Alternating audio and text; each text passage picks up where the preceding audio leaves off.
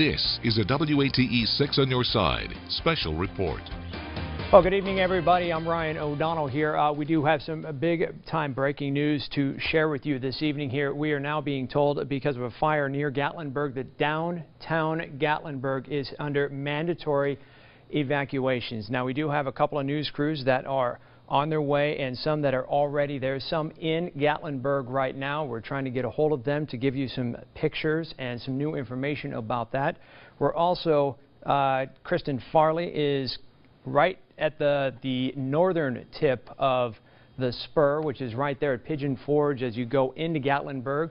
She's going to be joining us a little later by phone to give us an idea of what she is seeing there, because from what we are being told, that is as far as anybody can go in order to get into Gatlinburg. You're taking a live look here at our tower cam here in Gatlinburg. This is from the Matt, I forget the camera we're looking at. From Ripley's Aquarium. Ripley's Aquarium here. You can see some of the first responders there with their flashing lights. You see that haze, that is the smoke that is created here by the fire. And then, of course, the winds that we've been talking about all day long today have picked up so much. This is creating quite the mess up there in Gatlinburg. Now, I believe we have WATE 6 on your side anchor Kristen Farley on the phone. Kristen? Yeah, Ryan, I am here right now, right along Pittman Center Road, and I can tell you that as soon as we got off of exit 407 along the interstate, you could immediately kind of taste and see that wall of smoke. I can tell you now, coming into Pittman Center, which is really the only way that we were told to come into Gatlinburg, there is now a steady line of traffic flowing out of the area, as you talked about, those mandatory evacuations. Just a few moments ago, we were talking to viewers on Facebook Live, and we were hearing a lot of stories. People were messaging us. Some of these have not been verified just of yet, but we're hearing about people who say there's no way in or out from where they live, and they're concerned. We also were hearing concerns about the Park Vista Hotel. We are calling to try to check on that as well. I can tell you, from what we can see where we are right now, a steady line of traffic leaving the area, but when you got onto the main thoroughfares, they seemed virtually empty because so many of the main roads are shut down. We can kind of see an orange haze, if you will. Even though it's dark, you can kind of see a little bit of haze up in the sky ahead of us. We have not seen any flames, but you can definitely, Ryan, as I said, taste and smell this. It's definitely in the air. My photographer, Eric, even already putting on his air mask, and we were inside a car. So that just gives you any idea of the situation here and the gravity of it. And as you said, so many areas, 7 different areas, mandatory evacuations at this point. We should be arriving, hopefully, closer to the actual scene and where the fire department is in just a matter of minutes to give you a better idea. And we did just send some video back to the station through email of officers flying down Pittman Center, everyone getting out of the way as they were heading toward the fire zone. And we've seen several fire trucks coming in from surrounding areas along the interstate and along the parkway as well, heading in this direction. So a very serious situation here. And as we get closer, we will keep you up to date. Now, Kristen, what I'm looking at, I've seen a bunch of different pictures and videos on social media of the spur there. That is the 321 leading in and out of Gatlinburg from where you're at. I'm seeing fire lines coming all the way up to almost what appears to be a couple of feet from the roadway. Are you hearing anything from people there? In fact, here we've got some video we're going to try to go to. This is what people are seeing. This is just a picture, I'm told, what people are seeing as they're exiting Gatlinburg. Have you heard anything from anybody there about what they're seeing as they try to get out of there? No, we are not quite to that area where you're talking about, Ryan, because we knew that the spur was closed as well as the bypass. We were taking back ways in. We spoke with officials earlier this evening with the fire department to find the safest way, if you will, in to this area. So we're kind of circling around where you're talking about right now. I got you.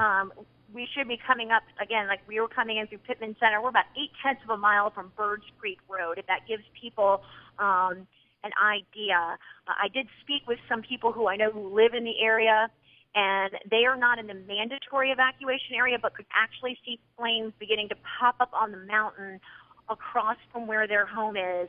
And it was kind of a heartbreaking conversation because they told me they never dreamed that they'd be sitting in their home and having to go, what do I want to take with me in case all of this is gone tomorrow? Absolutely. And they were leaving, and they were heading towards Knoxville. And so I just got off the phone with them not too long ago. I can tell you, as we are beginning to wind closer, you can see the orange glow in the sky over the ridge that we are near. Unfortunately, I don't really know exactly what this mountain or ridge is that we are near right now. But as we get closer, that glow, even in the darkness out here, is very evident. We're coming up right now on Birds Creek Road, South 416, heading, getting ready to take a left, I believe, towards Pittman Center, but it looks like the road is completely blocked off at this point. So we'll let you know as we get a little bit closer and as we have more contact with people out here. All right, Chris, and for those of you just joining us right now, we're breaking in to let you know that downtown Gatlinburg is under a mandatory evacuation right now because of the wildfires that we have been talking about, the Chimney 2 fire that we have been talking about, and the wind that has been blowing. I also want to pass along to you that fire officials have declared an immediate mandatory evacuation on Minot Park, Savage Gardens, East Foothills Road, Turkey Nest Road, Davenport, and Ski Mountain areas. There's also been the Red Cross has also set up an evacuation center, although that was set up in Gatlinburg. So we're still waiting to confirm to see if maybe those plans have changed to the fact that maybe they are setting up a different evacuation center for everybody, of course, outside, maybe a little more north into Pigeon Forge and such. What you're taking a look at right now is this is from earlier today. You can see all the smoke, the roads that were already closed earlier this evening and such. You know, what I want to do now is we've been waiting for rain to come in here to really help out the situation with the firefighters. I want to go over to Chief Meteorologist Matt Hinken. If you don't mind sharing us, kind of where do we stand here with that rain moving in, because it should be getting here probably within the next hour or two, shouldn't it? Yeah, we're starting to see some activity down by Chattanooga and on the plateau. It's been raining already. I wanted to show you this just real quick, and I know this is going to be hard for you to read at home, but this is something that I've not quite remember ever seen in the Knoxville area or the Gatlinburg area. Immediate broadcast requested, evacuation immediate, and this is from the National Weather Service in Morristown. Sevier County Emergency Management Agency, 9:03 tonight. The following message is transmitted at the request of the Sevier County Emergency Management Agency. The city of Gatlinburg and nearby communities are being evacuated due to wildfires. Nobody is allowed into the city at this time. If you are currently in Gatlinburg or are able to evacuate, evacuate immediately and follow any instructions from emergency officials. If you are not instructed to evacuate, please stay off the roads. And this is officially from the emergency management folks at the National Weather Service in Sevier County and the Weather Service in Morristown transmitting that. Now, this may be hard for you to see. This is the camera, if you can imagine where we are here. This is sitting at the Ripley's Aquarium of the Smokies, looking down toward River Road and looking down toward the walkover, the bridge that goes over the little Pigeon River and over toward the hotel and No Way Jose's right there just across from the aquarium. You can barely see that because of all the smoke. Also notice here, notice the wind. You can see the trees. And the trees are just very, very, all day long they've been battered by the winds. We've had 60-mile-an-hour wind gusts up on tops of the mountains reported, and all that is pushing off to the north from the south. So this is all the smoke coming out of the park. That's what you see here at Ripley's Aquarium of the Smokies in Gatlinburg. That's where we're seeing this right now, this scene. We have seen up on the hills up here, at times you'll see the fire break out, break through the trees, and you'll be able to see that. Right now we're not seeing that, but at times we will. It's very hard to see what's going on in the dark, but I can definitely tell you that this is a docile scene. We have not seen anything like this in the Gatlinburg area. Just an hour ago, there were tons of cars right here, as you might expect, as they enjoy the festivities of the lights and everything. But right now, it looks like everybody's getting out as they're supposed to in the Gatlinburg area. Now, this is the wind gusts. We've had 21, 22-mile-an-hour wind gusts here at the lower elevations, and that includes Sevier County at the lower elevations. There's a 44-mile-an-hour wind gust, and we've had 60-mile-an-hour wind gusts in Greene County. So we've had a number of non-thunderstorm winds knocking down trees onto power lines and that sort of thing. So that's good. That's not a good scenario either. And those of you that are in the foothills of the Smokies, you've been added to the high wind warning. It was earlier for the higher elevations. Now it's for the foothills of the Smoky Mountains in pink here, where you could see gusts 35, 40, and even 50 miles an hour as this system comes on through. The good news is that the rain is approaching. So we are looking at, we'll show you the radar here in just a second. These are 50-mile-an-hour wind gusts still expected to increase throughout the evening. This is 9 o'clock tonight, so where we are, there's some 60-mile-an-hour wind gusts over Gatlinburg, 57-mile-an-hour wind gust forecast at 11 o'clock tonight, and then 2 a.m. and then early tomorrow morning. Look how things settle down. It'll be nothing like it is right now. This system goes through, it rains, and it settles down for a little bit. So we're going to try to see if that holds true. This again right here now, this is not rain in Sevier County. This is actually the radar detecting the plume of smoke coming off these fires. So you can see these fire up here, Gatlinburg, that's pushing smoke all the way up to Smoky Stadium, Dandridge, Sevierville. This is smoke as well. That's not the actual rain we're talking about quite yet, but that's an indication that this fire has expanded and moved across and is starting to continue to strengthen.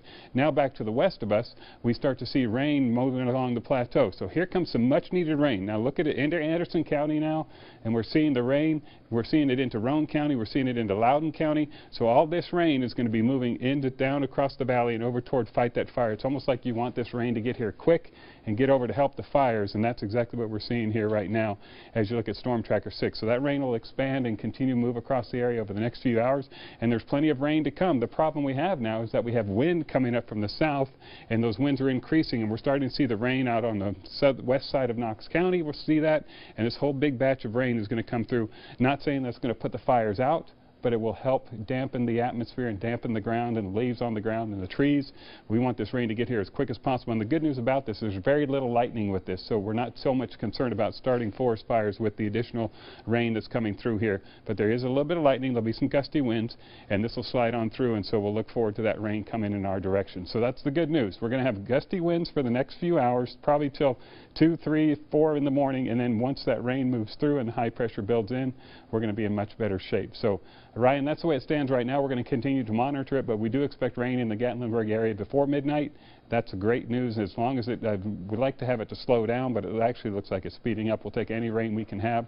Once the front goes through with this rain, then the winds settle down just a little bit tonight, and hopefully everything will be okay. And I'll tell you what, Matt, I know that the wind blowing is really causing problems, but I wish it blew faster so that rain gets here sooner, just to really help out. So Kristen Farley is driving around trying to get a little closer into Gatlinburg there, and she was talking about the orange hue that she sees from the wildfire that's burning. This is probably what she is recognizing as she is heading up there, trying to get as close as she can to just kind of give us an idea of what is going on. Again, for those of you just joining us, we are under mandatory evacuations out of downtown Gatlinburg because of the wildfires that are burning there. Now, around the area, last we got from the Forestry Service, 14 different fires are burning around that whole Gatlinburg area. You can take a look at some of the shelters that are open for people to evacuate to. You got the LeConte Center, Pigeon Forge. We talked a little earlier about the Red Cross shelter that was set up in Gatlinburg for people to evacuate to.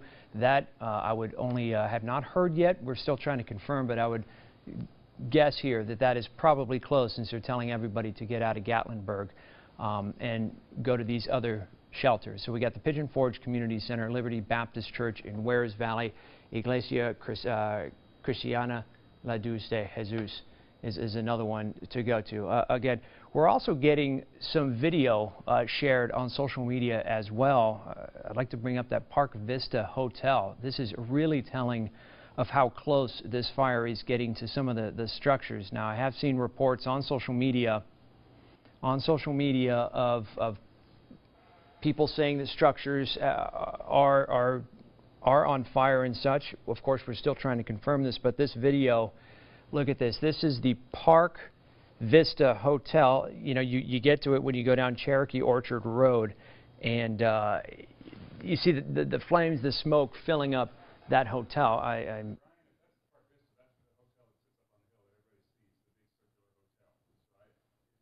That's Oh, catastrophic. no, Matt, say again, please. If this is truly the Park Vista Hotel, and it looks like it is from what I'm seeing because I've been inside it several times, that is the hotel sitting up on the hill over Gatlinburg. That's well known. It's a big circle hotel that sits right up on top of outside Gatlinburg as you look down into the city of Gatlinburg. As a matter of fact, we've got 2 of our cameras up on top of that hotel right now, and we're not able to get a signal out of them, which is concerning itself. Although when this was taken, it still got power to obviously in there. Inside, and I'm being told that who that you see there must be Adam Palmero. He's the one that's providing us with that video. I even shared it on my Twitter account as well if you want to go back and take a look at it when you would like. But incredible footage here of what we're getting out of this fire here. That firefighters from Knox County, Knoxville, of course. I'm seeing Seymour, the town of Seymour, city of Seymour as well.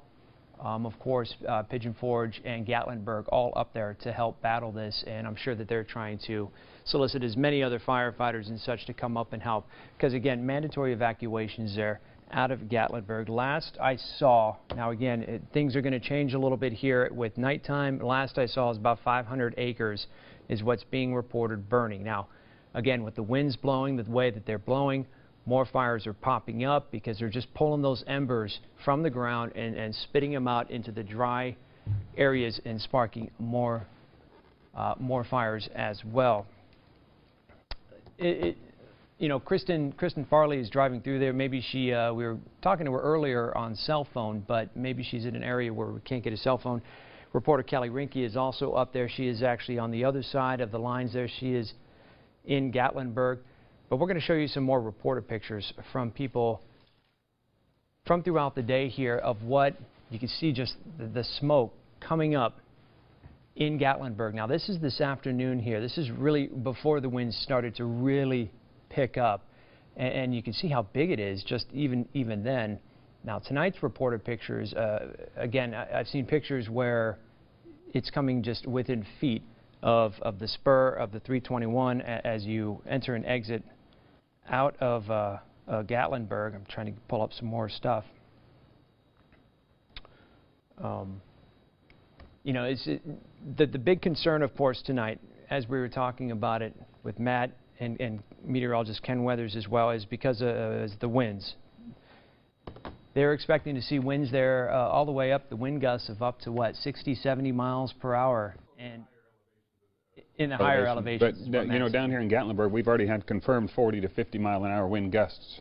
So it's not a sustained wind, and that's all ahead of this front. So once we can get this front to go through, it'll still be windy, but it's also going to be a scenario where we're going to see it improve quickly overnight into tomorrow morning. So got a feeling it's going to be a long night, that's for sure. This is where we're looking in front of Ripley's Aquarium of the Smokies in Gatlinburg, and I just saw, and I've seen it several times tonight. I've seen fire. This is a hill right here. That's why you don't see any light right there. You don't see any electricity to any of the buildings that are up on this hill here. Because I don't think there are that many hills, but I've seen at times you'll see flashes of fire come through right up here as the wind blows the fires and they consume another tree, and that's the sort of situation. But this is the main road through Gatlinburg. It looks definitely like a ghost town. So the winds continue to blow. This is our best indicator. Now there we go. See right here. See the fire. We cannot move this camera. It's a static camera, but you can see that fire starting to billow up just outside of the Gatlinburg area. That's starting to go up the hill toward the Park Vista Hotel. So without any visual reference, there you can see. Now there you go. You can see it expanding just a little bit more, and that's the scary part of these things. You get these hot spots that go out ahead of the main fire that's in the park, and it's blowing embers. And as it blows embers, look at that. You can just watch that expand right there. Oh boy, look at this.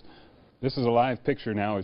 We'll just let this take its course here, unfortunately. You can see the smoke and the fire really starting to expand right now over Gatlinburg. So if you imagine standing at the Ripley's Aquarium of the Smokies in Gatlinburg and look up above the hill here, this is across from Pi Beta Phi Elementary School.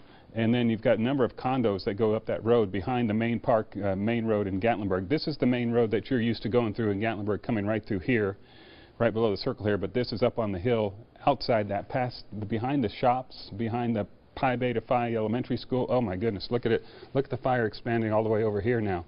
So this is, boy, I really hate to see this. This is the Gatlinburg area, and this is the reason it's been, the area's been evacuated. You can see. from this shot here. Pigeon Forge Fire Chief Tony Watson sending out an email blast any way that they can to get this out to people. 3 county school buses available for emergency transport and are being dispatched as needed to transport those who need to evacuate. Did you see that? I did. It was that's exactly what we're talking about. It almost looked like a meteor going across there. That was one of those hot spots that gets blown, it gets caught up in the wind, and can be thrown down the road. And it can be thrown wherever. Yeah, it can be thrown. All of a sudden, you got another one. Boom! Look at this. Look how that's expanded just in the last little bit. Just with that gust of wind, you can see fire all the way down. Almost a ring of fire right on outside Gatlinburg. So downtown Gatlinburg's right here behind me. We don't have a picture over there. There goes another one, a hot spot. You can see that. Those are just blowing embers that are being blown across the area. So.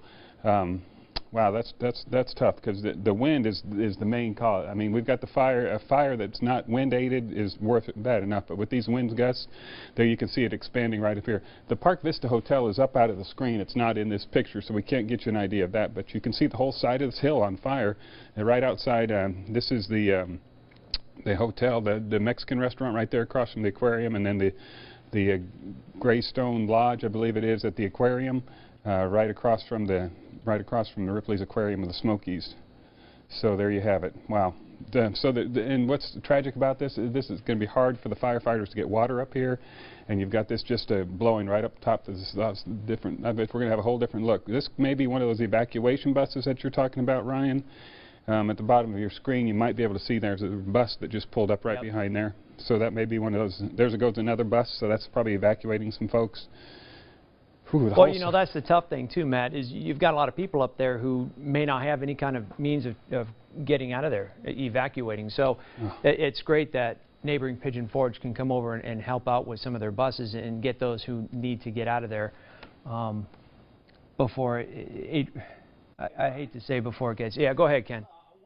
If we can go to the teller up here real quick, I wanted to give you an update. Again, we showed you where the smoke plume was from this. Look at the leading edge of the rain just back towards the west here. So let's take a live look at this, and you can see how far away it is. I'm going to put a track on it here for you.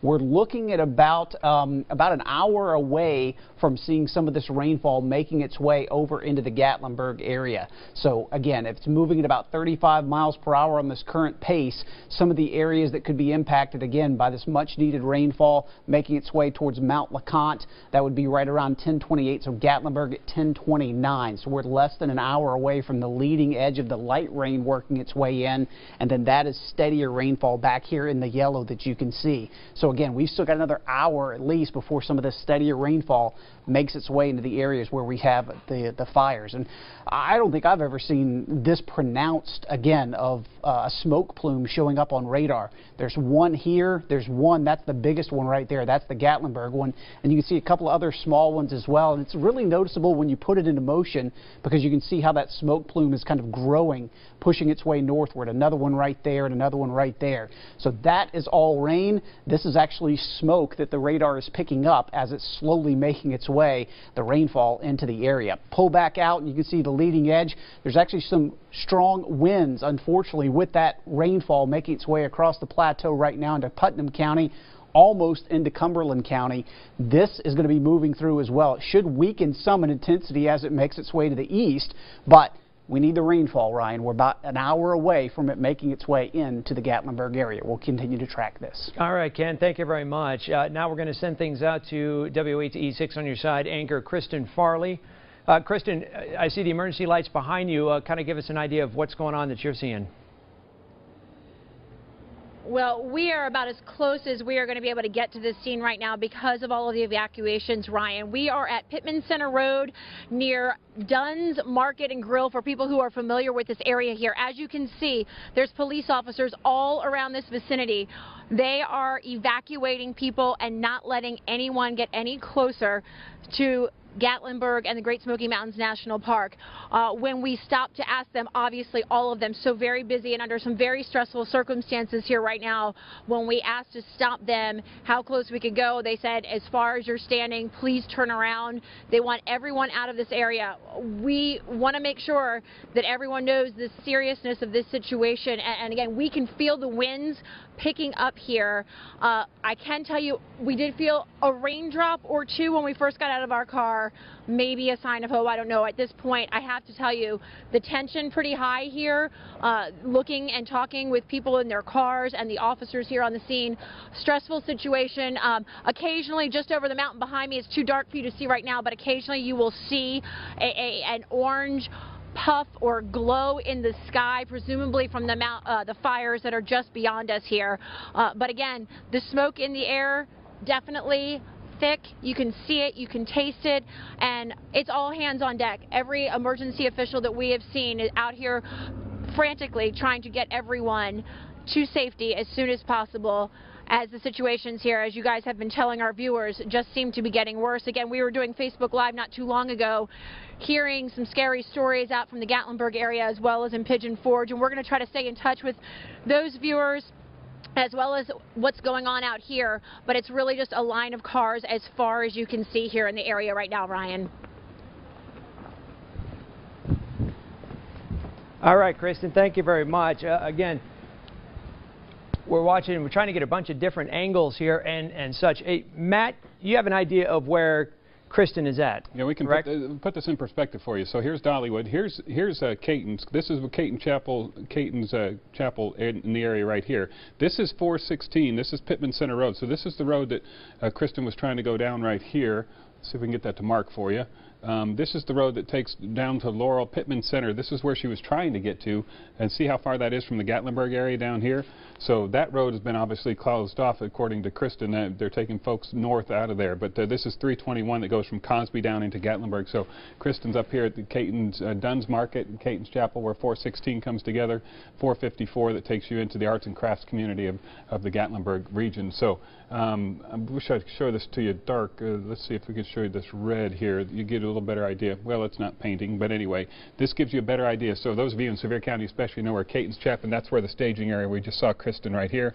This is 416 Pittman Center Road that comes down and joins 321 and goes right into Gatlinburg, and this is the area right here. This whole area of Gatlinburg has been evacuated. Gatlinburg City has been evacuated, and so that's the spur 321. So that kind of puts it in perspective. If you are a guest in town, you're visiting the Knoxville area, and you are in the Dollywood, Pigeon Forge area, you're not out of the woods, but you're in a much safer place than down here in the Gatlinburg area. As we've heard from the Sevier County Emergency Manager, they want people to, if you can, safely evacuate. If you can't, find a safe place to be. But if hopefully you're able to evacuate. 321 is going to be where they're going to try to get some folks out of here and head north. So this is the spur. We've already heard about fire here. There's Dollywood, put in perspective, Pigeon Forge, and then Caton's Chapel, which comes down over here, Pittman Center, and then down into 321. So that kind of gives you an idea of where we are right now. Ryan, let's check and see what you got back there. All right. Matt, thank you very much. You know what? I want to check in with Ken Weathers. He's got an idea on how the wind speeds are hopefully changing, maybe calming down a little bit. Give those guys, those men and women up there fighting this fire a chance, possibly? It's going to be a while, Ryan, unfortunately. Again, rain just starting to make its way into West Knoxville, which is good. Got some reports from there in the Carnes community. 44-mile-per-hour winds. These are gusts right now in the Maryville area, 21 in Gatlinburg. Want to show you this. This is what's going to happen as we go through the overnight hours. By 10 o'clock, so we're about 25 minutes away from that, look at these wind gust potential. Again, this is a forecast product, but it gives you a pretty good idea. 52 in Townsend, 55 Tremont, Gatlinburg 53, Cosby 58. Watch what happens as we go through the evening hours through midnight. So at least for another 2.5 hours, we're going to be seeing these winds gusting 55, almost 60 miles per hour. That trend starts to slowly slacken overnight. But still by 2 a.m., we're in the low to mid 40 mile per hour wind gusts. Then things quiet down. Notice by 4 o'clock in the morning on into early tomorrow morning at 6 a.m. So at least till 2, 3 o'clock in the morning, we're going to see the potential, Ryan, of these winds gusting 40, 50, 60 miles per hour.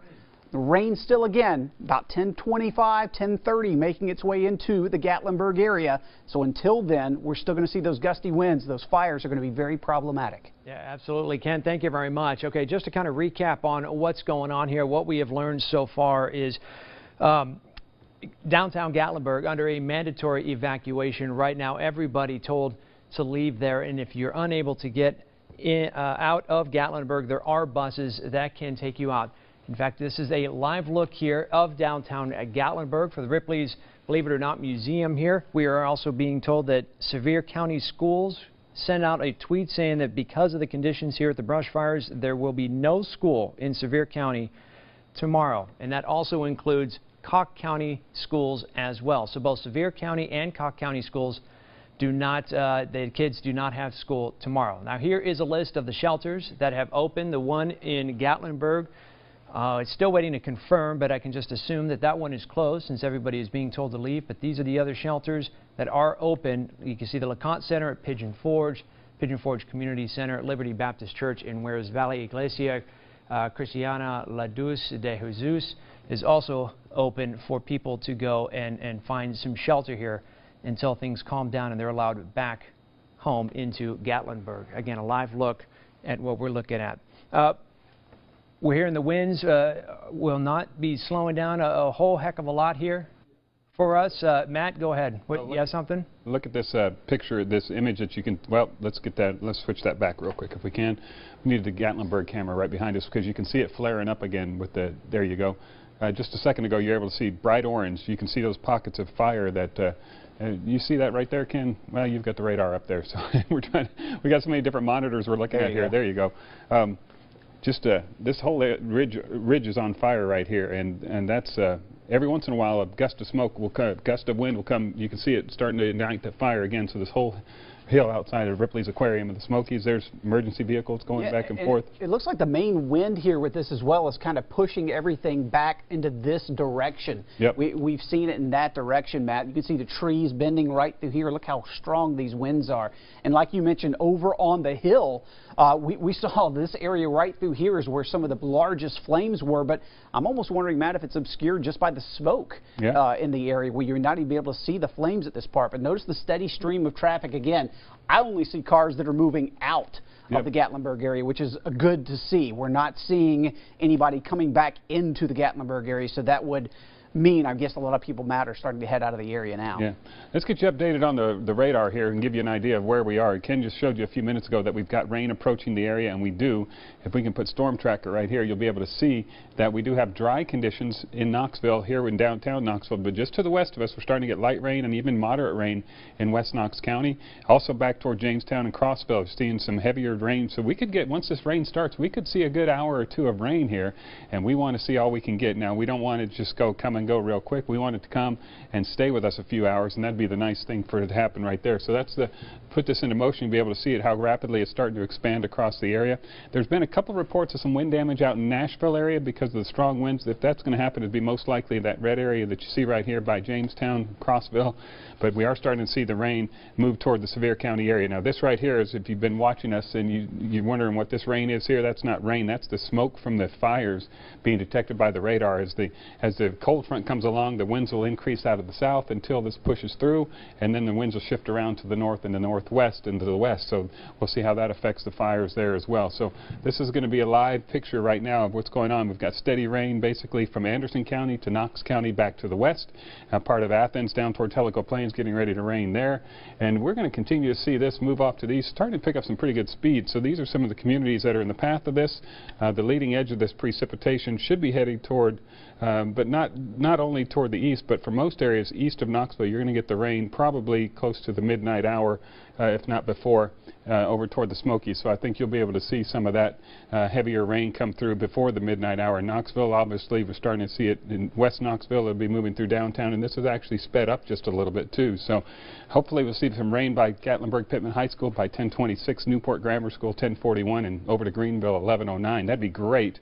Sevierville 10:08. So that would mean we could get some rain in the Sevierville area in the next half hour. That would be a benefit. If we can get any rain over parts of Sevier County or anywhere these fires are, that would be the great scenario for us. So that's the rain moving into West Knox County. Steady rain all the way back to Crossville and some gusty winds with us. And we've got rain in Fountain City, I'm just told by our producer. So just down the road from us here at the studios, we're starting to get rain. Bring it on. Let's go. Let's get it over to Sevier County and get it out of here. We're going to turn on our lightning detector, and that's going to let us know if we have any lightning detected in the area. Right now we're seeing very little, almost none, so I don't see any lightning reports right there.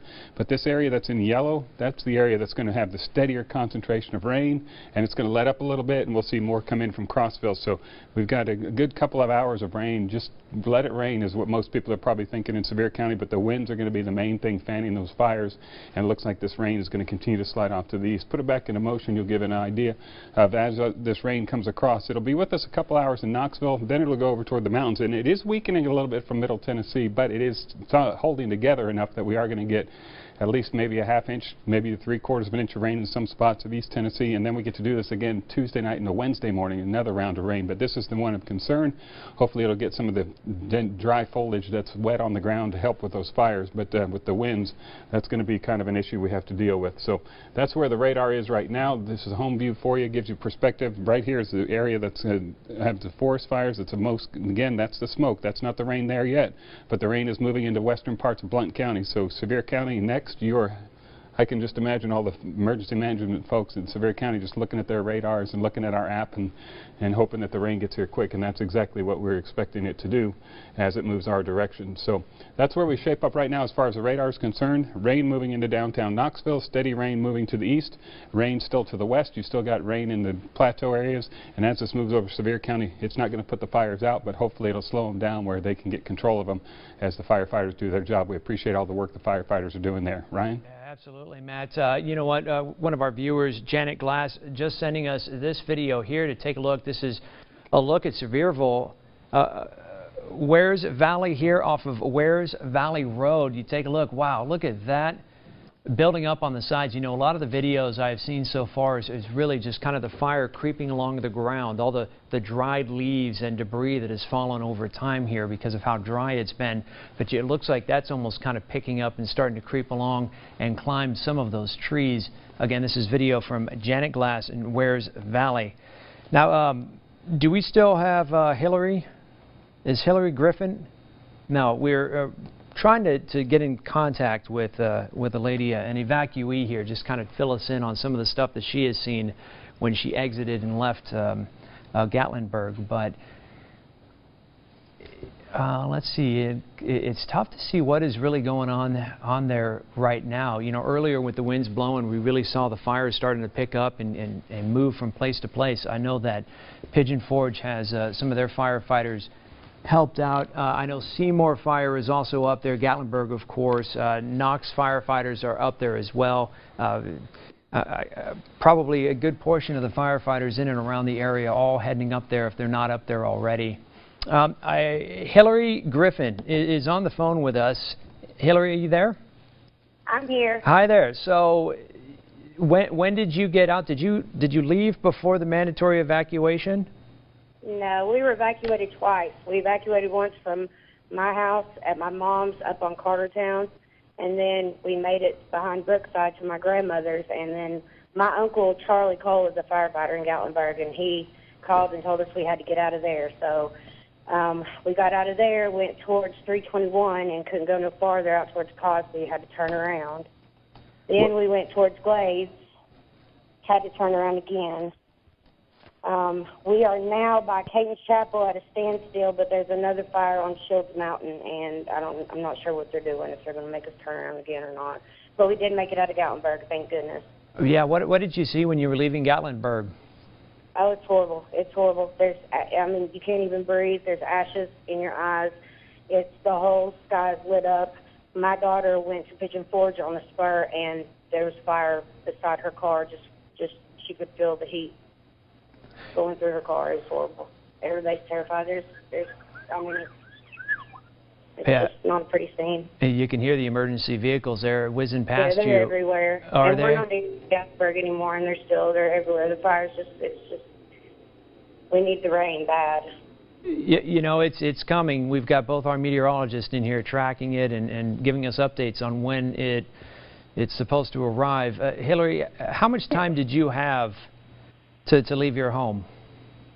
Well, our power had went out, and when my uncle finally called us, we were at home maybe 10 minutes. We just got home, and he called us and told us we had to leave. So it took us probably 10 minutes to pack up 3 kids, three dogs and a chameleon and try to make it in the dark out to a little car and get in the car and drive as fast as we could off the mountain. Well, did you have any time to really think, you know, about, no, you know, should no, I grab we didn't this? grab Should I? anything. We grabbed ourselves, we grabbed a bag, and we left. Yeah, well, that's the important thing. Get the whole family out and be safe. Now, were you able to see how close the fire was, or at least approaching to your place? No, because he told us it was on the back side of the mountain. We live up on top of Cartertown, and it was just at the very bottom of the hill right there behind the church is what he said. It was going up on East Foothills. So he said it was, I mean, for him to call us and tell us to leave, it's pretty close. Yeah. Could you see He's been a firefighter for probably 27 years, so. You know, Hillary, you're kind of our eyes here of what you have seen leaving Gatlinburg. We've seen some videos and such, a couple of hotels maybe that might have been on fire. Did you see any of that as you were leaving? I didn't see the hotels, but I heard about Park Vista, where the fire is supposed to be at the bottom, and there's a bunch of people trapped. My aunt lives up on Roaring Fork, up on a mountain, and there's 2 or 3 houses on fire as we speak at the bottom of that mountain. Oh, man. And somebody just pushed through on Facebook that the Chamber of Commerce is on fire. I'm not sure if that's true or not. Yeah, there's a lot of that going on right now with a lot of uncertainty as what's happening with this fire, of course, with the winds fueling everything. So what's your plan for tonight? Just to get away from Gatlinburg, pretty much. I mean, we're headed to Pigeon Forge to grab a motel room in Pigeon Forge, but they're saying that they're evacuating people in Pigeon Forge. My daughter went to Pigeon Forge earlier and that she had to leave and head towards Sevierville, but she was right off of the spur. So we'll just go until we have to leave again. Hopefully it'll start raining and we won't have to worry about that. But Gatlinburg's my hometown, and it's just sad. What have you been hearing from any of your friends? Not much. I've been on Facebook a lot, but I've also been trying to get off and deal with my kids. I've got an 8-year-old that's pretty, or I'm sorry, a 9-year-old that's pretty wound up right now. So I'm just trying to keep her calm. Well, Hillary, I'm glad you got out of there. It sounds like your family's okay. Everybody's praying that no more homes burn and everything is okay, and no one wants to see anything happen to their town up there. So please, good luck with everything, and thanks for filling us in and everybody at home what's going on up there, what you were able to see. Thank you so much. All right, be safe out there, Hillary. Right now, I want to go back to Chief Meteorologist Matt Hinken, taking a live look here of downtown Gatlinburg from the Ripley's Museum camera. What are you seeing now? Yeah, Ryan, just for those people that have just joined us, this is downtown Gatlinburg. The camera is sitting on top of the Ripley's Aquarium of the Smokies in Gatlinburg. You can see that right there. But we're also seeing the winds. This is the tree that's given us a very good idea of where the winds are blowing, and look what's happening on the side of that hill. This is a whole hill full of trees, and just a couple weeks ago we were showing how beautiful it was because of all the colors. You can see the silhouette of the orange behind the trees right there, and this is the fire burning here. So that's I hope that's not by Beta Phi Elementary School, but it's really close to it. It's behind the main drag, which goes right here up toward Sevierville, toward the Great Smoky Mountains. We want to put this back into motion for you. We've got a time lapse of this. We just got this put together, and this will give you an idea what it's looked like through the day. Look how strong the winds have been all day. That's not lightning flashing. That's just the sun and the thinness and thickness of the clouds. Everything moving along quite nicely, but as we get toward dark, then you'll notice that we start to see the fires up on the hills. Just watch up on the hill. You can see the fires, the different fires up there. And then here's the wind and the smoke blowing through the downtown Gatlinburg area. 50-mile-an-hour wind gusts not out of the question, but there you can see those fires popping up. And this is about 8 hours of time-lapse imagery, and we're taking a shot every 10-15 seconds or so up to the most recent hour. So this is where it looks right now, with again that orange silhouette on the horizon. That's right across, starting to burn. Still, this all has to go uphill. There's another batch of orange over here where the fires are there, and that's all got to climb up the hill. And there's numerous condos, numerous chalets, numerous vacation homes stuck up in the hills over Gatlinburg, and you can see that on a clear day. It's a beautiful sight, but unfortunately this is taking place right now. pretty close to getting some rain there. Look at the trees. I mean, these winds are blowing at least 40 to 50 miles an hour with gusts that could be stronger, and that's what's causing the big headache there with the fueling the fire. Literally to speak is what it's doing as we see the fire continue up on the mountain there. But it looks, no, there we just saw either a power pole or a flash of lightning, and it must be a power pole because that was a significant flash that we just saw right there. Fire continues. What happens is the trees get blown down onto the power lines, and the power lines cause the fire that we're seeing. So we're going to continue to monitor that fire. It extends all the way up, and you can't see it all the way, but it goes all the way up over here on the side of this hill. And tomorrow when daylight comes along, you'll be able to see everything going to the north, everything climbing. There we go. We start to see more power outages taking place right there. So something is on the power lines, and it looks like they're about to lose power. Could just be the wind itself knocking down some of the power lines. That's true. Could be knocking down. Strong as those winds are. Yeah, so hey guys, let's go to David Ware. He's the mayor of Pigeon Forge. He's joining us by phone. And Mayor, are you there? I am. Yes. Well, sir, thanks for joining us. I'm sure a pretty crazy night for you, busy night here. What are you hearing so far? Well, the city of Pigeon Forge is doing the best. The fire department, police department, doing the best they can to keep the fires at bay on the south end of town. We have initiated evacuation from Dollywood Lane, which is red light number 8 in the city of Pigeon Forge south, just for residents only. If people are sheltered in a hotel or a commercial business that's sprinkled, they're safe to stay there, but the evacuation for residents has taken place about 45 minutes ago, and the locations they could evacuate to are the Pigeon Forge Community Center as well as the LeConte Event Center on Jake Thomas. Have you had a chance to go into Gatlinburg or anywhere nearby and see some of how close the fire has gotten to either the roadways or any of the buildings, or do you have any family up there? Well, certainly we're praying for our sister city to the south. From what I understand, they've got some fire damage on the parkway and some structures that are on fire.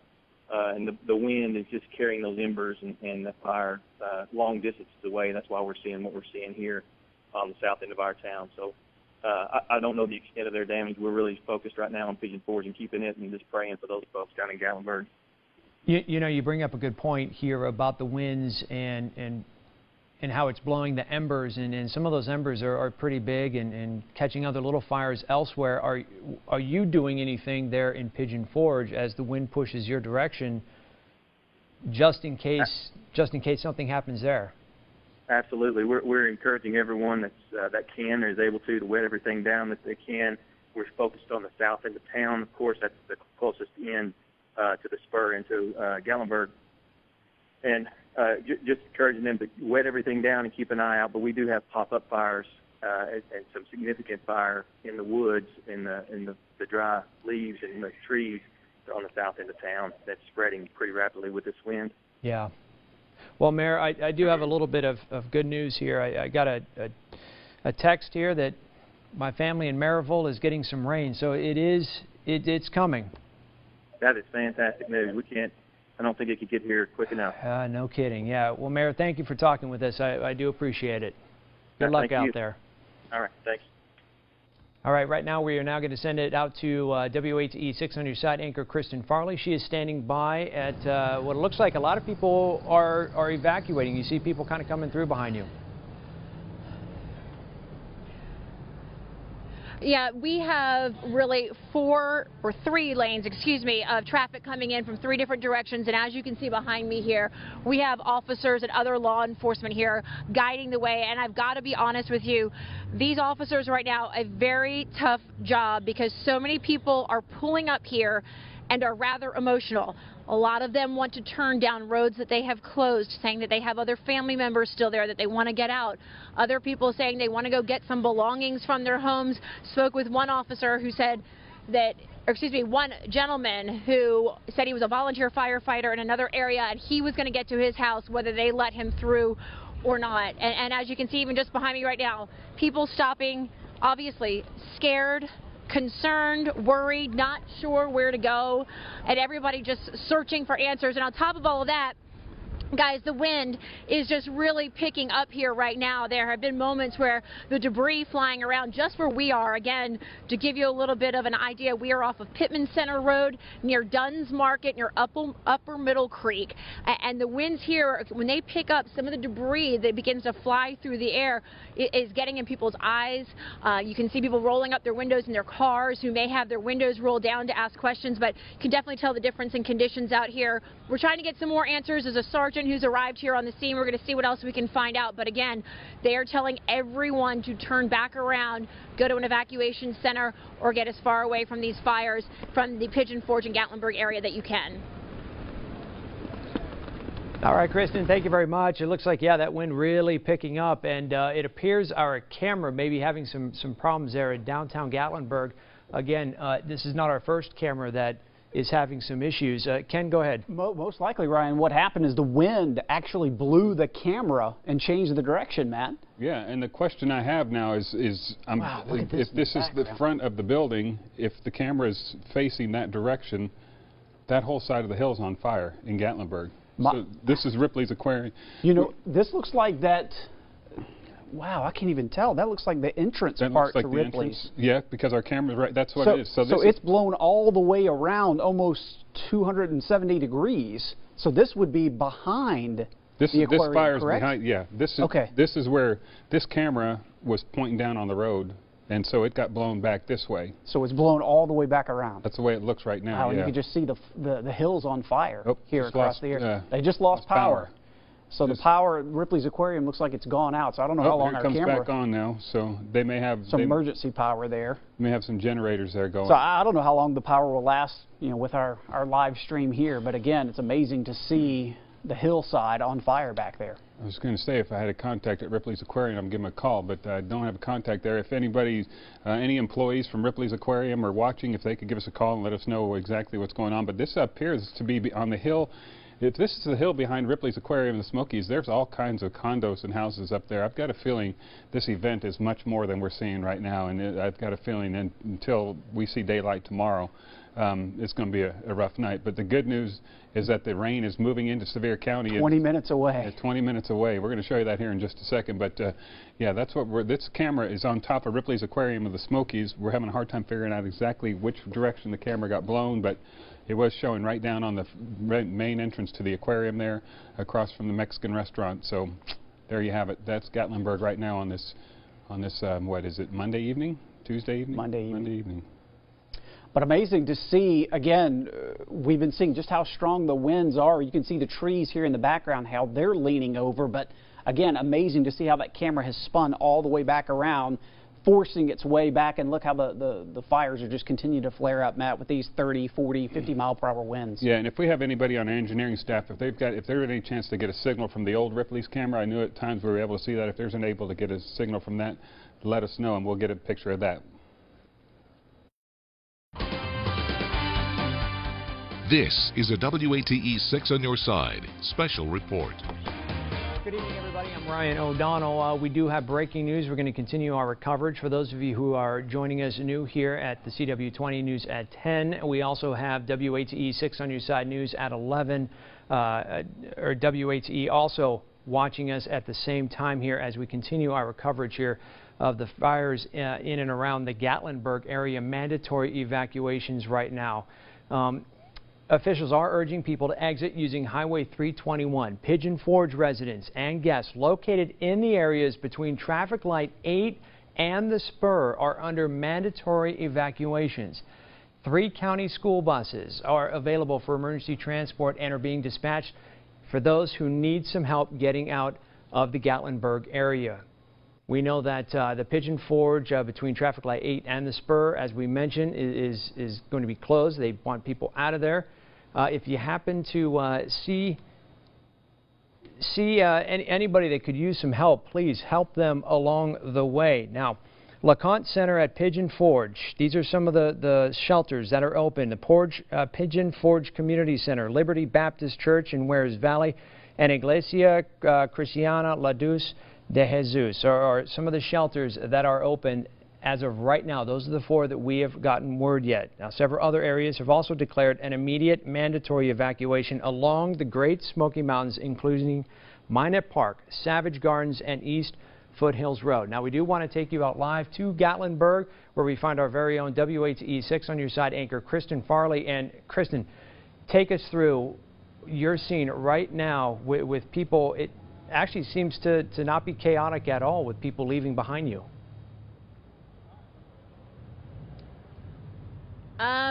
I'm glad it seems that way at moments, Ryan. It has been pretty chaotic just because of the emotions and the concern here. Officers doing a great job of trying to make sure that everyone is getting out of here in an orderly fashion and answer as many questions as they can. We just finished talking to the Sevier County Sergeant, Sergeant Stoffel, who was telling us that basic message right now to anyone who can hear my voice: if you can see or smell the smoke, it is probably best at this point if you try to evacuate.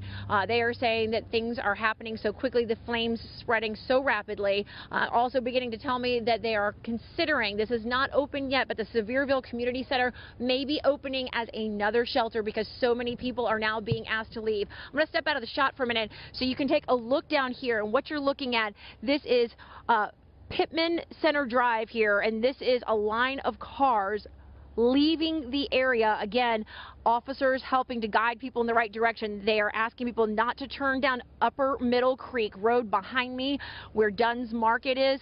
We have people coming in from all directions, and obviously people concerned. I just heard someone say to one of the officers, I have a cabin right around the corner. Can I go check? I have a child or a husband or a spouse up there.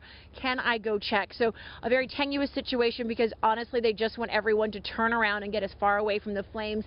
Occasionally you will see an orange glow over the edge of the mountain where we are now. But again, speaking with the Sevier County Sheriff's Office and them telling us that if you can smell smoke, see the flames, anything like that right now, don't sit in your home and watch it. Get out as quickly as you can. Ryan? All right, Kristen, thank you very much. Right now we want to take a look at some video here, some very powerful video. This is Park West Hotel. This is the hotel that if you're Park Vista, sorry, that if you're coming through the 441 here through downtown and then you head up Cherokee Orchard Road, look at the flames that you see out the window there. You can just see the haze inside of the hotel, how much smoke, it is collected here, where they're just unable to keep some of that smoke from around you outside of it. So we're monitoring all the different buildings that we can that have caught fire. We heard from a couple different people so far that said that, well, at least 2 homes that one evacuee said she saw end up on fire as she was leaving, and then someone else had mentioned, I believe maybe the mayor, that a couple other buildings might be on fire as well. One thing that we're also learning as we sent it over to Chief Meteorologist Matt Hinken is that a big emergency warning had been sent out. Okay, first of all, let's give you a perspective where we are right now, because this is Ripley's Aquarium of the Smokies. Now, this is where we've been showing you a picture, clear as a bell right in the intersection there, but the wind gust turned our camera around. So now this is the entrance to the aquarium down here, the front lobby where you would see that. The camera's pointing back over the ridge now, over the roof of the Ripley's Aquarium now. It's looking back to a different direction than what we've seen before. So this looks like the hill behind Ripley's Aquarium of the Smokies appears to be on fire. There's definitely a fire there, and that's where we're thinking that this location is. So if you can put this into perspective, this is the front of Ripley's Aquarium of the Smokies where we have our camera. A wind gust has shifted it, and so now we're looking across the roof and up on the hill. I can't tell you exactly where we are on the hill, but look at the orange glow behind that. That's a very steep hill, and there are many villas, townhomes, chalets, condos, cottages up on that hill there. So, oh boy, we're hoping that we can get that under control as well. So that's the way it is in Gatlinburg. Now, up on the other side of the hill is the Park Vista Hotel, and this is the video we're seeing there. The Park Vista Hotel is the round-shaped hotel that you can see right up on the hill very prominently from downtown Gatlinburg, and it appears that fire is outside the windows there. We can only hope that the people that are inside the hotel were able to get to a situation where they were safe. It's going to be interesting to see. We've heard several reports, some people that have been stranded there. We've heard several reports of fire at the Park Vista, and you can see how tall that hotel is, right? And it's the hotel, if you're standing up over the Gatlinburg bypass, you look across Gatlinburg and right up on the hill. So those of you that are visitors in town, you know that's the area that where you'd be able to, that video came from, the Park Vista Hotel. It's the site of many conventions. It's the site of many marriage retreats. It's a great overlook of the Smoky Mountains. So it'll be interesting to see what that looks like, and hopefully it's not as bad as we see right there. It looks like people have, you know, in downtown Gatlinburg have been evacuated, but it's amazing what kind of sources we get with your cell phone video. If you have any other cell phone video, we'd love to see it. Just send it to our newsroom at WATE, or report it at WATE.com, and you'll be able to see that. So hey, Matt, you know, sorry to interrupt, but I got an email from somebody saying that, just to double check since you've been there, that fire that we see out the window, is there a fire pit or a fireplace out there that might have been just kind of blowing up way too much, or is that really the fire, to your understanding of being there? It appears that, and again, without seeing the camera shift exactly, it appears that, I know that this is the front of the aquarium, because watch, you can see... Oh, no, Matt, here at the hotel. Oh, at the Park Vista, I'm sorry. Park Vista. What was the question again? This what we're looking at right here. Do you know, is there a fire pit? I got an email that it could be a fire pit or something like that. There's no outdoor burning allowed. That's a burn ban's been in place, so I cannot see how that would be any type of an outdoor fire. Right, and all the parking places and all the parking for that hotel is actually behind the hotel, so the front of the hotel goes basically right down to the, you know, where foliage is, so that's a pretty nasty fire right there. You can still see the camera bouncing around as the winds continue to blow in the Gatlinburg area. This is in front of Ripley's Aquarium. I wish that camera had not moved. We'd have a better perspective, but there are fires up and down the hill, and that's the way it shapes up right now. The good news is that we're starting to get some rain over towards Sevier County. I'm going to let meteorologist Ken Weathers get you up to date on that. But yes, some showers. It looks like steady rain over Knoxville. We can hear rain on our rooftop here at the studio, so it's coming towards Sevier County and actually moving into the northern part of Sevier County right now, Ken. Yeah, Matt, that's the great news with all this. Again, if you look at Storm Tracker 6 here, what we can see, this is still the area of smoke in the Gatlinburg area. Leading edge of the very light rain working its way into Sevier County. But again, as dry as the air has been, it is taking a little bit for this to reach the ground. You're probably feeling at least a sprinkle or two in the Sevierville area. This is steady rain, though, from Knoxville to Maryville. So let's put a track on this. We can kind of get an idea of where this rain is going to be going.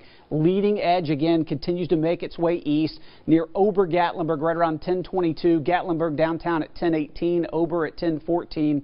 GP High School at 10:22. So again, you'll start to feel a few sprinkles first, then you're going to see additional scattered showers move through. Here's the problem. Even with the rain moving in, the winds are still going to stay brisk. We're going to continue to see 30, 40, 50-plus mile-per-hour winds even as the rain moves through. So yes, we need the rain. Yes, it's coming in, but the winds are still going to stay brisk. In fact, the winds are going to stay with us at least through the early morning hours, 2, 3, 4 o'clock in the morning before they die down as we get closer to sunset. And we've got, and actually we can show you that across the area. Here are the current wind gusts right now. Look at Maryville, 48 mile-per-hour wind gusts right now, 33 in Gatlinburg, 17 in Knoxville. Look at that, Sevierville. 53 mile-per-hour wind gusts just popped up there. That's the live reading there in the Sevierville area. Here's what we were talking about. Everything in red right through here. Those are winds greater than 50 miles per hour. So from 10 o'clock tonight, we're sustained winds, sustained winds in that 20 to 30, but these are wind gusts, 50. Almost 60 miles per hour. And notice as we go through midnight, still seeing those very strong winds across the area. It's going to be very late tonight. We'll advance this to 2 o'clock in the morning. Still seeing winds in that 30 to 40 mile per hour gust range. Then they start to quiet down. By 4 o'clock in the morning, we're finally seeing wind gusts only at about 10 to 15 miles per hour. And then by the time we get to sunrise, or just before it at 6 a.m., it is much quieter. So you can see through at least about 3 o'clock in the morning, even with the rain, we're going to continue to see those winds gusting 30, 40, 50 miles per hour throughout the area. So again, rain working its way through. We're probably 15, 20 minutes away from seeing some steadier rainfall making its way into the Gatlinburg area. But even with that, we're still, Ryan, going to be seeing some of those very strong winds accompanying the rain. And we're still going to have to keep a close eye on the fire situation, even with some of the rain starting to come down. Yeah, absolutely, Ken. Thank you very much. I do want to show some pretty compelling video we got from one of our viewers. This is of Wares Valley. This is what she was recording as she was evacuating from the area. You can see just how close some of the fire line is getting to the road. In fact, some of the other videos I've seen even closer to the road, just a couple of feet as people are heading out of town. We talked to one evacuee who said that she was able to feel the heat radiating. It was so close as they were evacuating from their home in Gatlinburg. Now, I want to catch up with Captain DJ Corcoran. He's with Knoxville Fire. And Captain Corcoran, you've got a crew that headed up, much like many of the neighboring cities around Gatlinburg, to head up and help out. What's kind of the attack plan? What have you heard so far? We do. They requested mutual aid from the city of Knoxville, and then along with other agencies, as you mentioned. Rural Metro has an engine company. Carnes Volunteer has a engine company. We've sent 2 engine companies, 2 tankers, a ladder truck, and a brush truck, along with about 16 people from the city of Knoxville Fire Department to assist with their needs there. How does this come together when you have so many different firefighters from different cities? Who takes point? Who says, you know, which group, which ladder truck, or which truck and firefighters go where? Well, the incident commander that's on the scene there will instruct our firefighters, and everybody is familiar with the same terminology and all that. That dates back to the California fires back in probably in the late 70s, early 80s, where everybody has the same lingo, you know, that a tanker to a firefighter is a tanker across the board. Gotcha. An engine is an engine, a tender, and all of these things. So it's the same terminology. So everybody works well under that incident commander. What have you heard so far, if anything, from your firefighters that have gone up there? Because if I remember right, they went up a few hours ago, right? They did, yeah. The conditions were really horrific. The winds were picking up. Now, right now, we're getting a little bit of rain and all, so that's hopefully it'll be a good soaking rain, and it will help to extinguish the fires. But the winds were what really the firefighters were fighting against, those heavy winds, just picking up fires and spreading them really quickly. Captain Corcoran, what is the number one priority in a situation like this? Life safety. Life safety is always number one in our job. You know, life, safety, and then property in that order. Oop, are you still there? Yeah, I'm here. Yes. I'm sorry. I thought we lost you there. Do you know how long your team plans on being up there? Yeah, until we're no longer needed. Yeah. You know, we're committed to the incident there. So until that incident commander releases them, they'll be there. All right, Captain Corcoran on the phone with us. Knoxville Fire Department sent up a team there and has been up there for a few hours already, trying to help battle this blaze here, as just to kind of fill everybody in. Mandatory evacuations in downtown Gatlinburg. Everybody there being told to evacuate and leave immediately. You're taking a live look here at, this is our tower cam at Ripley's Aquarium that typically has a shot that you see the road, you see a little activity in the corner of the intersection, but what we believe the winds have kind of shifted our camera around, but you can see off to your left where the fire is burning, how closely the fire is burning there in downtown Gatlinburg. Right now we're going to send things back out to WATE 6 on your side anchor, Kristen Farley. Kristen. Hey, Ryan, you know, we have a developing situation here. You can see this line of cars that they are trying to get out of this intersection and off of this road. This is Upper Middle Creek Road. We had someone come in just a moment ago saying that they needed to get all cars off of this roadway ASAP because there was fires burning on both sides of the mountain here, on both sides of the road. We were also told by the same Sevier County Sheriff's official that there is a fire burning near McCartney Hollow, near Dollywood, just to give you a little bit of perspective. I also want to go ahead and ask a resident. We have Jim McMahon. Come on in here, Jim. He's wandered down here to this intersection. This is right around the corner from your home, Jim. First of all, are you guys safe where you are now in this area? We hope so, but we've packed our valuables ready to go if we need to. And Jim, tell me, how long have you lived in this area, and have you ever seen anything like this before? I'm 72, and I've lived here my whole life. So never seen nothing like this. I understand you have been at home. You actually wandered down here and said that you just watched us on TV. What are you hearing from officials about when it's time to leave here? Well, we haven't heard anything at all. We're just cautious and ready to go. I don't think we're going to be in any trouble. But if these fires come in across Middle Creek, come across this one hill right here, then they're right on us. So everyone needs to be extra careful. Yeah, you need to be ready to go if you need to. All right, what are you thinking right now? You've seen some of the images in Gatlinburg, fire all around the area down there. It's amazing. I just can't understand how they all started and why. I just don't know. Heartbreaking. It is. It's tragic. All right, Jim, please be careful out here. We appreciate you coming down. Okay.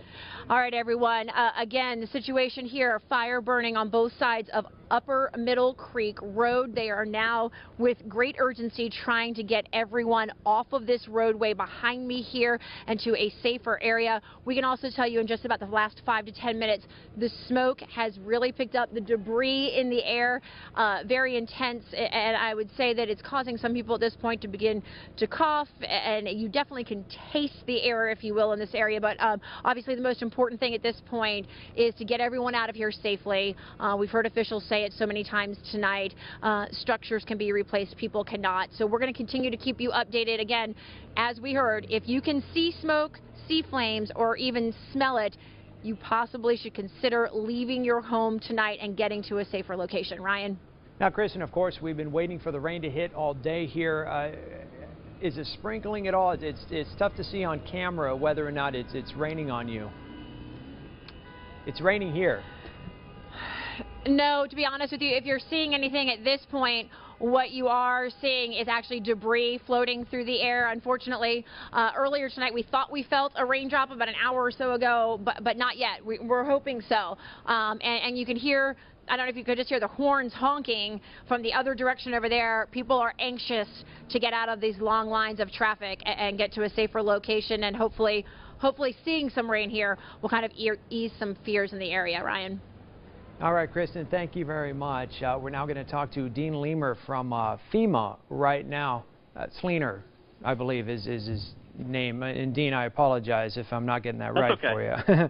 That's okay. Yeah, That's pretty crazy situation going on here. What can you share with us this evening? Well, we have had the State Emergency Operations Center activated in Nashville since the start of these wildfires many days ago. We are in full activation mode tonight, trying to coordinate resources with local officials in Sevier County to get resources, fire apparatus, and personnel into the county to help them in the response to these wildfires. We are also working with the National Guard to try to get personnel in there to help with clearing roads. One thing I would like to ask is for those in Sevier County who are using mobile devices, unless they are making emergency calls, if they could stay off of their phones, it would be a big help because we have seen an inundation of the mobile lines, especially on the Verizon system, and it would be a great help unless they're making emergency calls to please stay off of their Verizon phones and their mobile devices and all of their devices and even other mobile carriers as well. And that would be a big help to those who are trying to make calls into emergency responders and between response agencies in the county. How much of that, Dean, do you rely on with cell phone reception and such when it comes to putting together a strategy and a response? Well, it is emergency communications is a huge part of what we do, and everything is via internet protocol, over radio, over telephone, over mobile devices. Everything now is on some kind of network, and networks can get inundated. And so again, it's just if you're on a mobile device, if you could stay off the phone, if you're in Sevier County, while we are doing this response, it would help in coordinating communications with emergency responders and others in the area. Now, do you have crews already on their way, or are they already here? What kind of status do you have with what's going on with the fire and the progression it's making in Gatlinburg? We have, through the Fire Mutual Aid Network in Tennessee, we have about, I believe, 50 or so fire apparatus and personnel coming from as far north as Greenville, Tennessee, and as far south as McMinn County. So we have a number of personnel who are on their way. We're also working to get our National Guard partners in place so they can come out and assist with moving debris.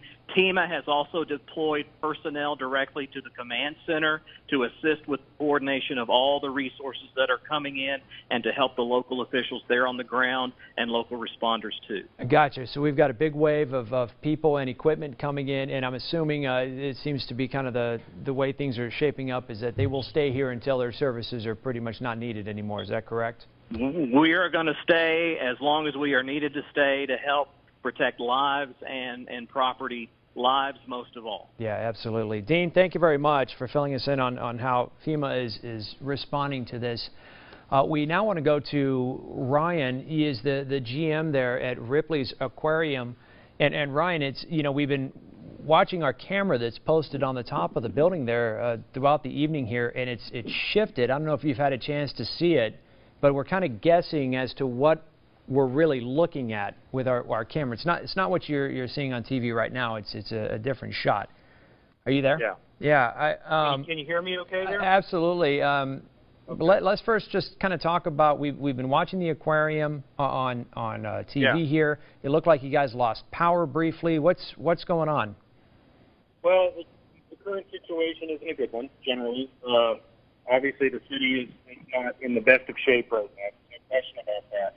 The aquarium currently does have power. We've evacuated certainly all of our personnel. There's absolutely nothing we can do other than what we've done at the moment, which is protect the animals to the best of our ability. Luckily, if there's a safe building in the city of Gatlinburg, it's Ripley's Aquarium of the Smokies. We've built that place. It's like a bunker. I think it would survive a nuclear war. But smoke inhalation is the problem, right? Smoke is always the issue on these things, which is why we have no personnel left there. It's Gatlinburg is, myself included, we've evacuated and had a very hard time getting out of the city. So right now we do have power. Right now the animals are quite fine and healthy, and right now everything is okay. But everything around us is very problematic. So are you still there, or did you leave? I'm in Pigeon Forge currently. I got you. Okay. Now, yeah. is there my home, to be fair, like you can see the wildfires right outside my bedroom window, so we had to evacuate. I got you. Yeah. So is there a team that kind of stays behind with the animals and just? Well, normally the answer to that is absolutely yes, and myself included. In this case, the smoke is so poor in that area that breathing is problematic.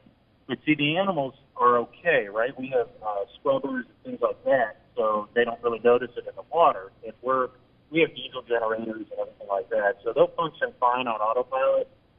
But 99% of the time, we would absolutely be on site. There's no question that we would. Sure. This is a very, very odd circumstance that it's not why we aren't prepared for it. We are absolutely prepared for it. It's just not the best of circumstances that we could ask for. Oh, yeah, of course not. So the last of our personnel has been evacuated out of it.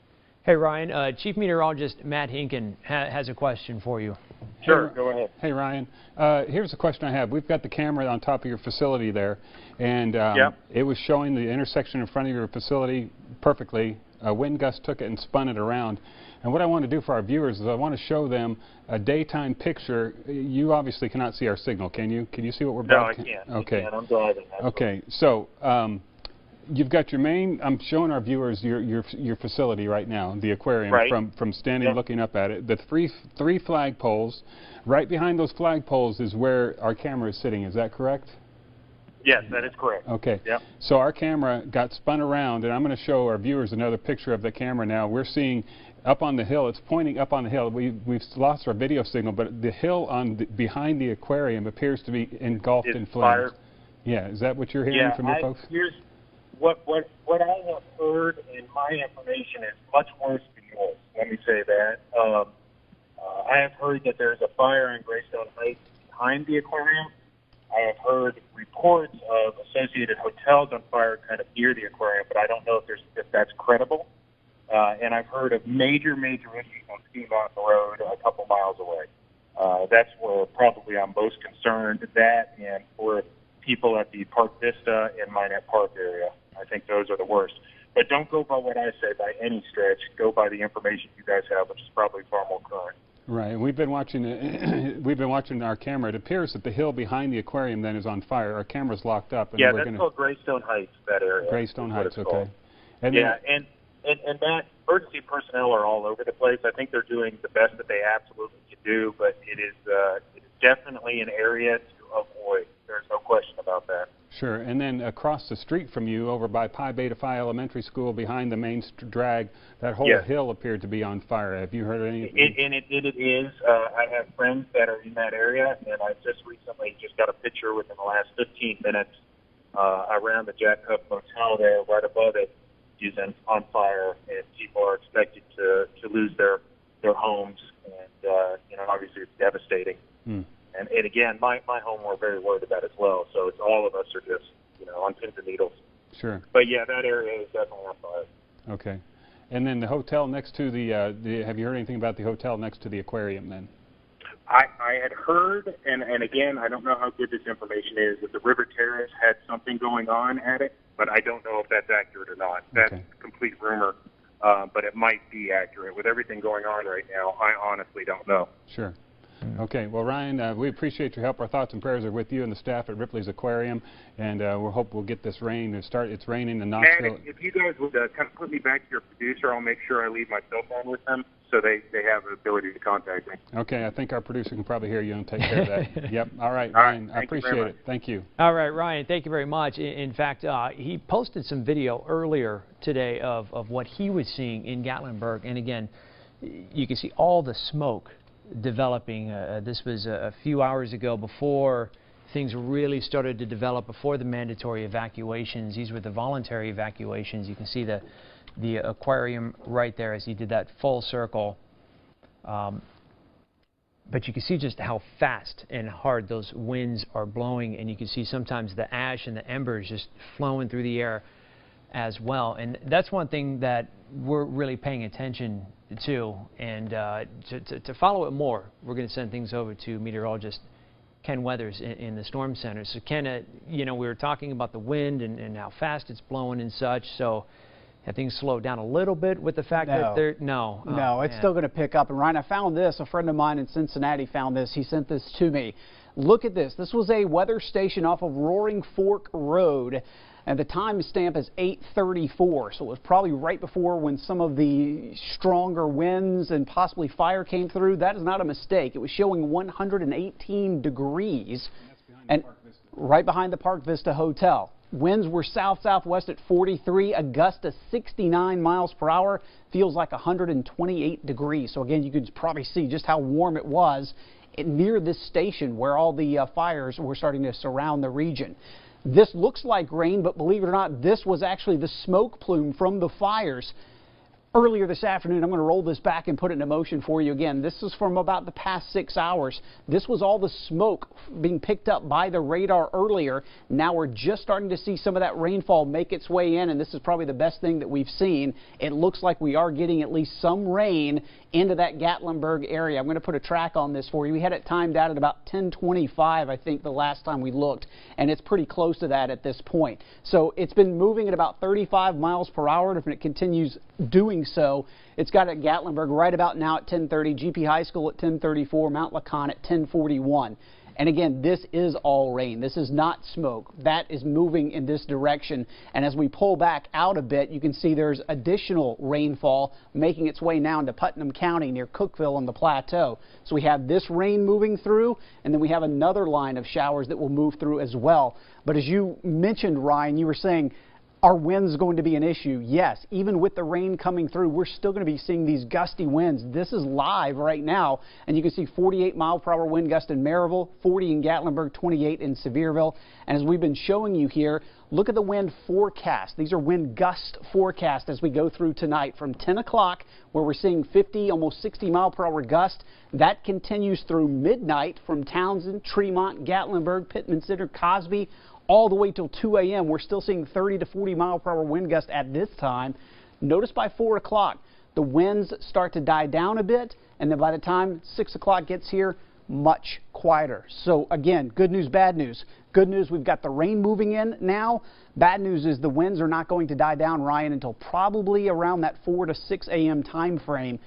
We're going to be dry tomorrow. Winds will still be up in that 10 to 20 mile per hour range out of the south until our next batch of rain comes through overnight Tuesday into Wednesday. So Ryan, we've still got that. Once this rain moves through tonight, we've got a window of tomorrow afternoon where we may not see rain again. And unfortunately, if it doesn't put a lot of these fires out, we still have the opportunity of additional fires possibly starting or spreading until we get the next round of rain Tuesday night into Wednesday.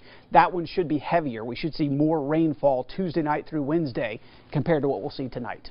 Well, you know, one of the concerns then you now have with the rainfall coming in with the fires out is the fact that, well, now you might have mudslides and things because, of course, when you have a fire, it burns things and it changes the dynamic of how water flows, and that is certainly going to be something to watch out for, too, if you're in and around the areas that have burned, since we have seen so many wildfires and such. This is video here. This is from Kelly Wolf. Thank you, one of our viewers sending in from Reagan Drive, obviously at nighttime. So here within the last couple of hours, you can see all the different levels of fire burning and such there. Again, this is off of Reagan Drive from Kelly Wolf. Thank you very much. And man, look at that. That is incredible as we keep getting videos in from different viewers. Let's send things back out to Kristen Farley. She's out there at an area where the evacuation, one of the only areas where people are able to evacuate. Huh, Kristen? Yeah, still long lines here in all directions. Again, we're at Pittman Center, and we're also at the intersection of Upper Middle Creek. Again, earlier we were told they were trying to get the people off of Upper Middle Creek Road as quickly as possible because there were fires on both sides. As you can hear, there is quite a few emergency personnel coming in through this area right now. This seems to kind of be a thoroughfare, if you will, to get emergency personnel to the Gatlinburg area. Just a few moments ago, we also saw that Knox County's mobile fire unit race through this area as well. Now, if there's any good news, we want to point out, if we can kind of pan down here to take a look at this rock, what do you see? You're beginning to see raindrops falling here in the area. A sight that so many people want to see. We are seeing the lines of traffic in one direction begin to diminish, but again, as you can still see behind me, coming this way from the hardest hit areas, still a long line of people. One of the things you may have also noticed, Ryan and everyone at home, is the smoke here in this area. Much worse than it was just about 15 minutes ago when we last saw you, and the winds really beginning to pick up. So we will continue to follow the situation out here, get updates as well, and send them your way. Ryan? All right, Kristen, thank you very much. I appreciate the update. I do want to pass along that Cocke County, Sevier County, and Greene County schools will all be closed tomorrow because of the wildfires and what is going on in and around the Gatlinburg area. Again, Cocke County, Sevier County, and Greene County schools will all be closed. The kids will not be going to school because of the fires. You know, a lot of people responding to what's going on up in the Gatlinburg area. Oak Ridge Police tweeting out our prayers are also with the residents, visitors, and all being affected by the wildfires in Sevier County tonight. A lot of people responding to that. We've got Seymour, the fire department, that is helping out. We've got the Knoxville Fire Department helping out. We've got, of course, Sevierville Fire Department. We've got Gatlinburg, Pigeon Forge. We heard from the mayor. So a lot of different agencies helping out with this. 14 fires at last check are burning in and around the Gatlinburg area, and we're going to keep monitoring what's going on as downtown Gatlinburg is under a mandatory evacuation as people are leaving, and just a mess up there as the firefighters try to contain and make sure everyone is safe. Folks, that's it for the CW20 News at 10. Please join us at WATE right now. All right, so as we continue here at WATE 6 on your side here, we got still about 25 minutes before the 11 o'clock newscast here. Again, breaking news as the mandatory evacuations in Gatlinburg. We just heard from the GM from Ripley's Aquarium there saying that the fire has climbed up the mountain behind the aquarium, and they had to leave their animals behind, but they feel pretty safe and secure that the animals will do fine with them being in the water. They have generators for them and such. But of course, we hope none of that happens. And we just heard from Kristen Farley talking about they are seeing some rain finally over there. Interestingly enough, I have received a few emails and tweets and such saying that they are excited because the rain is finally here, knowing how important it is to get that rain here to help fight the wildfires that are burning up in the Gatlinburg area. Again, mandatory evacuations. I do want to send things over to Chief Meteorologist Matt Hinken and just to show a little bit more about what we're seeing there in downtown Gatlinburg and the Ripley's Aquarium camera there. We're going to start up on the mountain, Ryan, and here's the situation. This is over Gatlinburg, okay? So let me put this into perspective here. If you've been to over Gatlinburg, over here is where the tubing run is. So we got a web camera right on top of over Gatlinburg. There's where the tubing runs are. This is a lift that goes up, and there's a light over here where some ski lifts are. Look at the glow on the horizon. If you can see that, that's all orange. So on the other side of the ridge from over Gatlinburg, there's a fire, and it appears to be right there as well, right up on the ridge tops. I'm not sure exactly which way it's going, but over Gatlinburg on Ski Mountain, hopefully those concerns are taken care of. It still looks like there's some sort of power, unless that's locked up. They may be out of power as well. But there's, you can see the burning on the horizon. So with nothing moving here, I can't verify the exact time of this. It says 9:52. So this may be as current as an image as we're going to get. But over Gatlinburg, there's some fires over the hills there. So we're going to have to keep an eye on that as well. Ken mentioned this 118 degrees. I can see how that would happen. There's, as far as the fires are concerned, if you're just checking in, we want to give you an update. First of all, this is the smoke plumes from the radar detecting smoke plumes. This is all rain coming in, mixing in with it, and it's not as heavy as we'd like to see, but this is not it. There's another band of rain coming our way as the evening progresses, but all of Sevier County should be getting some rain here in the next few minutes or so, and it extends all the way down Sevierville, Gatlinburg, Maryville, down to Monroe County. So this is steady. It's light, yes, but at least it's rain, and there's another batch of rain back to the west from us. And Ryan, you were talking earlier about Cott County, Sevier County, and Greene County all being out of school tomorrow. Cott County and Greene County don't have so much a big fire concern as they have just strong winds that have knocked down trees and power lines. There's been several reports of trees and power lines knocked down from non-thunderstorm winds and from not even the fires in those two counties. So that's another reason they're going to be out of school tomorrow, is because of the strong gusty winds. And as Ken's been showing you earlier, we expect the winds to eventually die down after the rain threat moves through, but we still got a few more hours of these strong gusty winds. So this is where we are now with the light rain. Knoxville, the rain ending here for now, but another batch of rain coming in from the west. And here's what we're talking about right here. This is the first batch of rain that's come through. Here's the second batch of rain. Hopefully it can hold together. Heaviest rains in the Southern Valley. You put this together, and there goes the first batch. Here comes the second batch. Hopefully this will hold together off the plateau. And isn't it interesting that we were thinking that this would hold off until 10, 11, 12. Luckily it got here a little bit earlier, and that can help the folks in Sevier County. It's not going to put out the fires, but it will dampen things and help the firefighters as they do their job. And then here comes the second band of rain.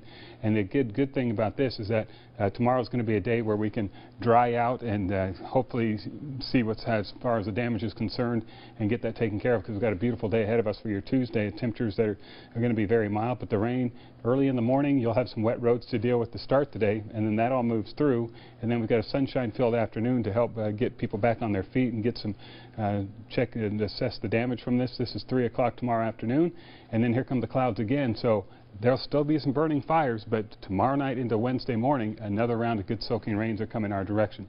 Talking about the wind gusts, these are the wind gusts at this hour. 48-mile-an-hour wind gust in Maryville. Air comes down the mountains and it accelerates, and that's where you get these 51 in Tellico Plains, 48, 43. Notice that right along the front range of the Smokies, and that's exactly where we have our high wind warning for the higher elevations and wind advisories for the lower elevations, where everybody's going to have those gusty winds.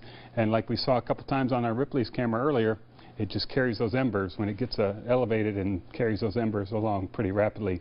So we are expecting these strong gusty winds to continue. This is from 11 o'clock tonight through midnight, still over the higher elevations, 50, 60-mile-an-hour wind gusts. Then we start at 2 o'clock to see them start to slightly weaken, and by the time we get to 4 or 5 o'clock in the morning, we should have things settled down considerably from where we're doing what we're doing tonight with these winds, and that should set the stage for a much more calm day tomorrow as well. So it's going to be a rough night for a lot of people over the next few hours, but we do have some hope in sight.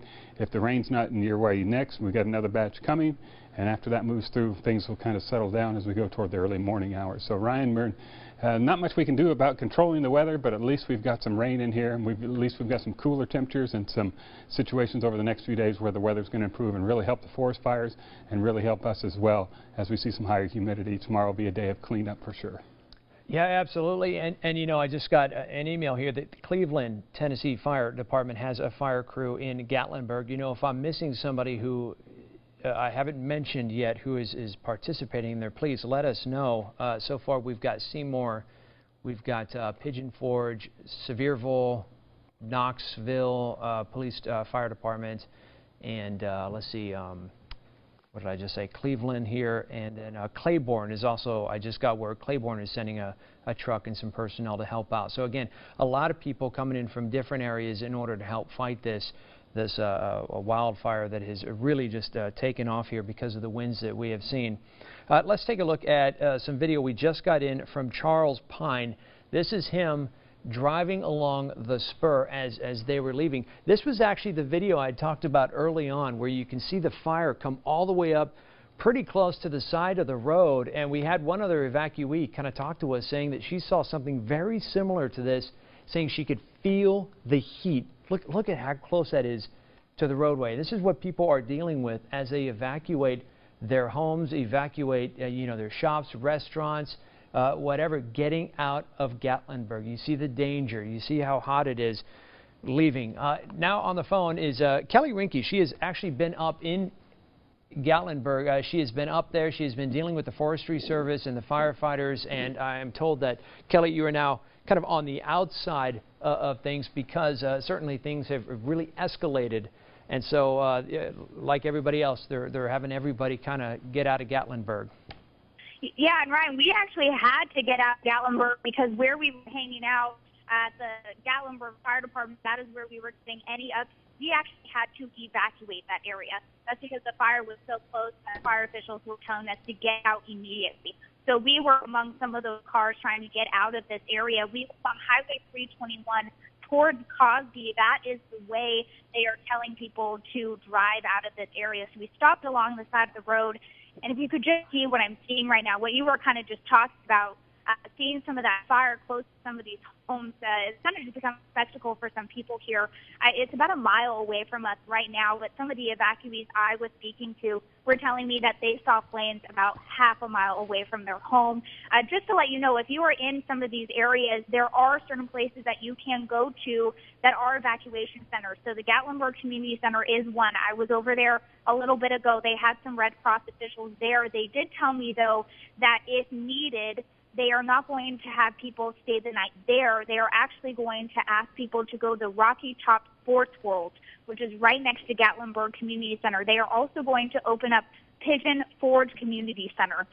Again, if you're trying to get out of this area, they are telling you to go to Highway 321 towards Cosby because the spur is closed. So that is the way that they're telling people to go. Be very careful when you're driving through this area. It is wet. It is dark. There are tree branches that have fallen onto the road, so you just be very mindful when you're trying to get out of this area. Fire officials a little bit ago were telling us that a majority of these multiple fires that they have responded to are caused by embers and down power lines.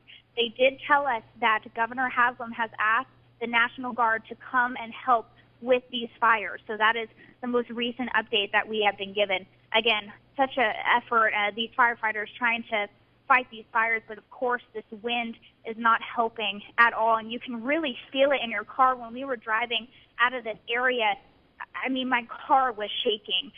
Such a frightening sight for a lot of these people, and some people even said when they were having police officers bang on their doors telling them to get out of their home, they said they had less than 30 minutes to get out. Some people actually had to leave their pets inside because fire officials and police officers were telling them to get out of the area as quickly as possible. So, Ryan, I mean, such a scary situation, a lot of commotion, even really late at night, just people trying to get out of the area as quickly as possible.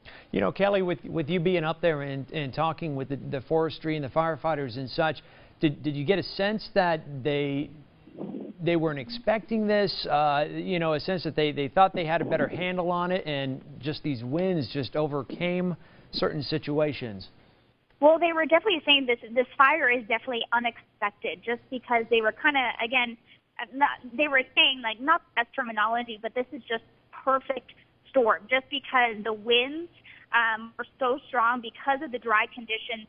There's so much fuel for this fire, and because of the changing wind patterns, I mean, there's past fires spark up everywhere. I was even talking to some homeowners who were saying that they were seeing fires so close to their homes, less than half a mile, and they decided to evacuate themselves because they did not have any fire officials in their area telling them to get out. But because they were seeing fires so close, they just thought, I think to do.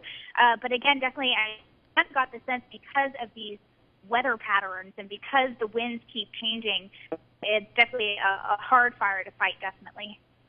Yeah, absolutely. And you mentioned in fact, we're taking a live look here of the evacuations. This is just outside where Kristen Farley is actually at, but you can see just a slow, steady of vehicles and people leaving the area in order just to get out of the Gatlinburg area. And you can see that they have received some rain. You see it a little on the camera lens there, and then you can look on the ground that they are getting some rain. But the other thing you notice is you take a look at those sheriff's deputies, and they all have face masks on. So, you know, the smoke is real thick up there, and of course it has ash in the air and everything that's basically, you know, unhealthy for you and such. So it is a bad situation. So anybody who's near near the area, you know, it's not a bad idea to maybe head somewhere else, even if you're not told that you need to do it yet.